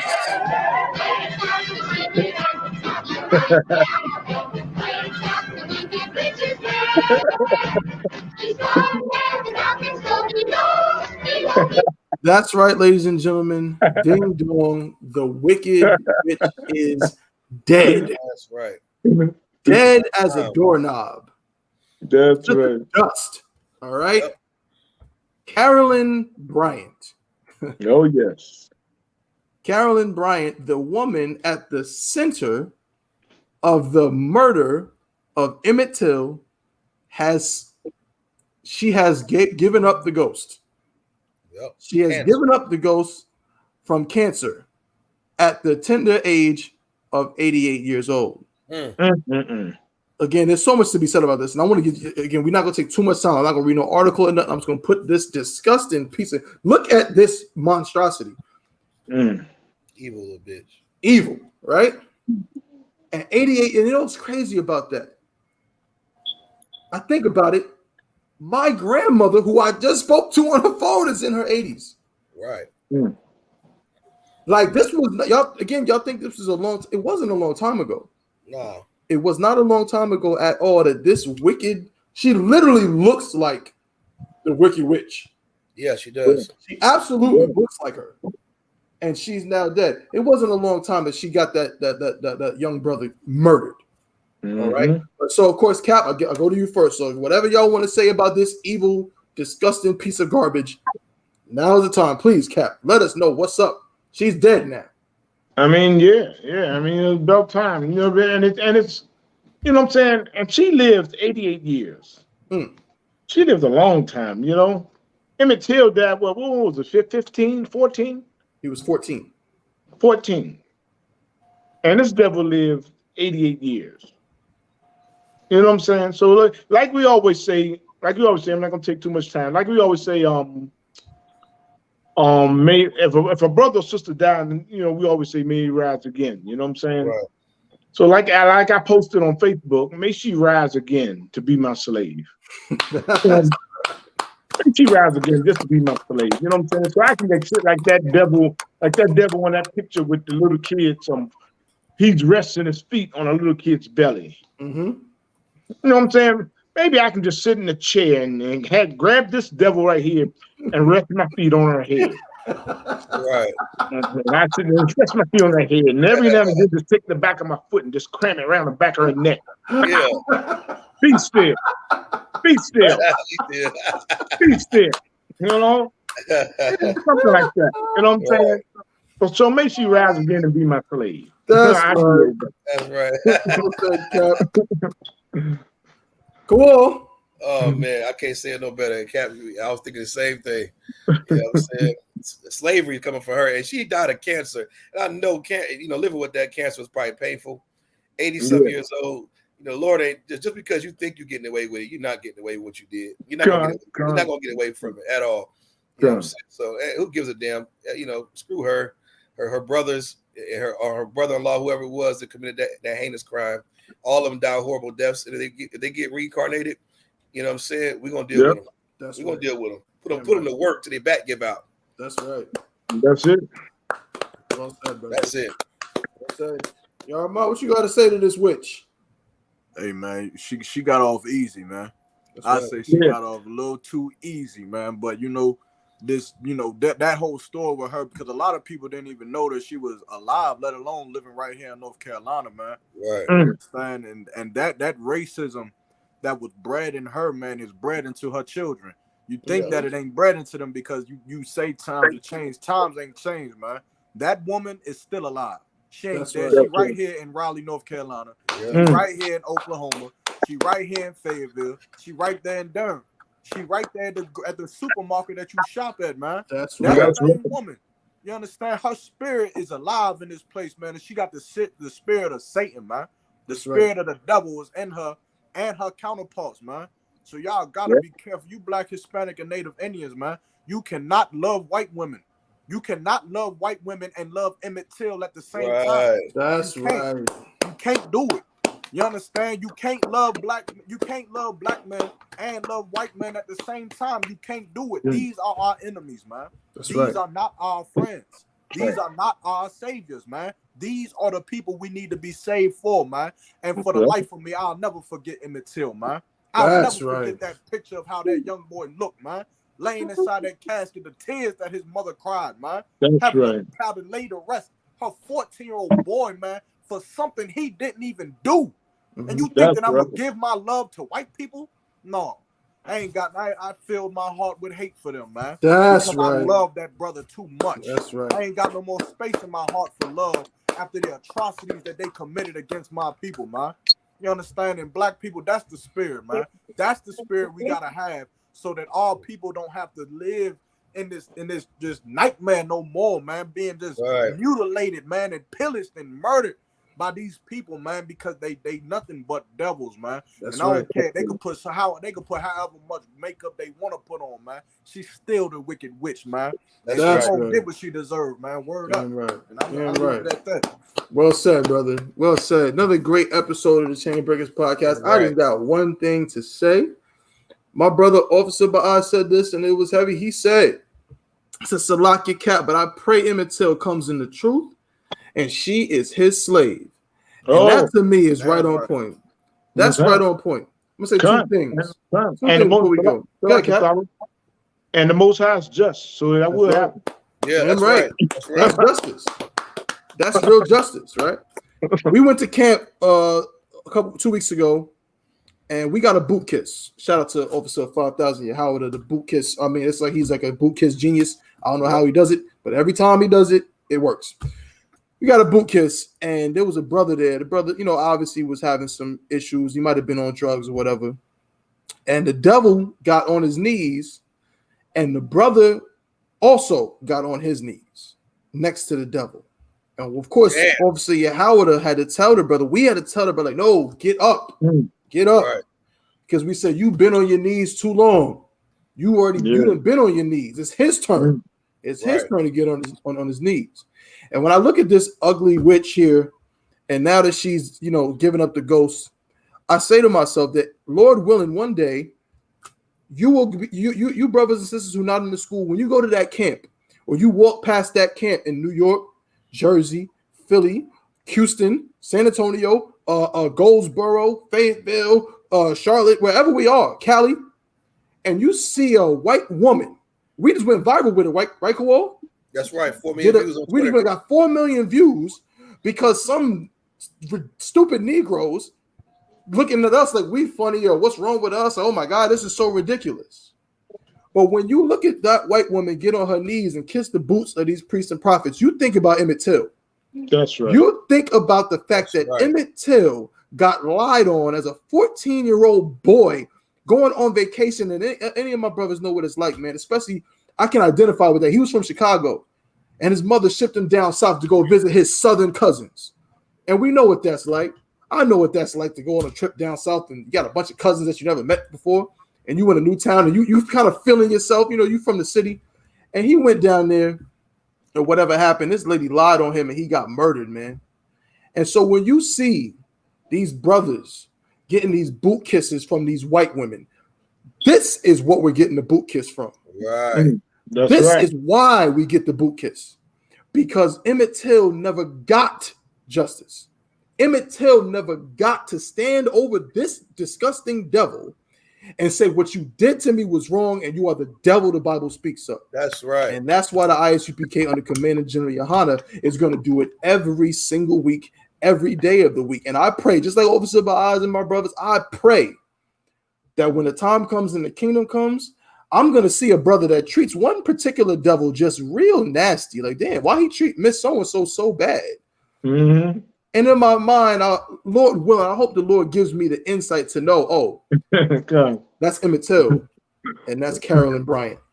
That's right. And then it's all going to make sense. You know what I'm saying? But again, the water for y'all tuning in. You know what I'm saying? We've reached the time. We over the time, man. We're going to see y'all next week. Same time, same place. 12 p.m. Eastern, 11 a.m. Central Time. Chain Breakers Podcast. I.S.U.P.K. under Commander General YAHANNA, man. To the brothers, we say shalom. Yahweh Ba'ashem Yahweh Shah Barakathum. And to the sisters, shalom Yahweh Shamar Alathun. Ba'ashem Yahweh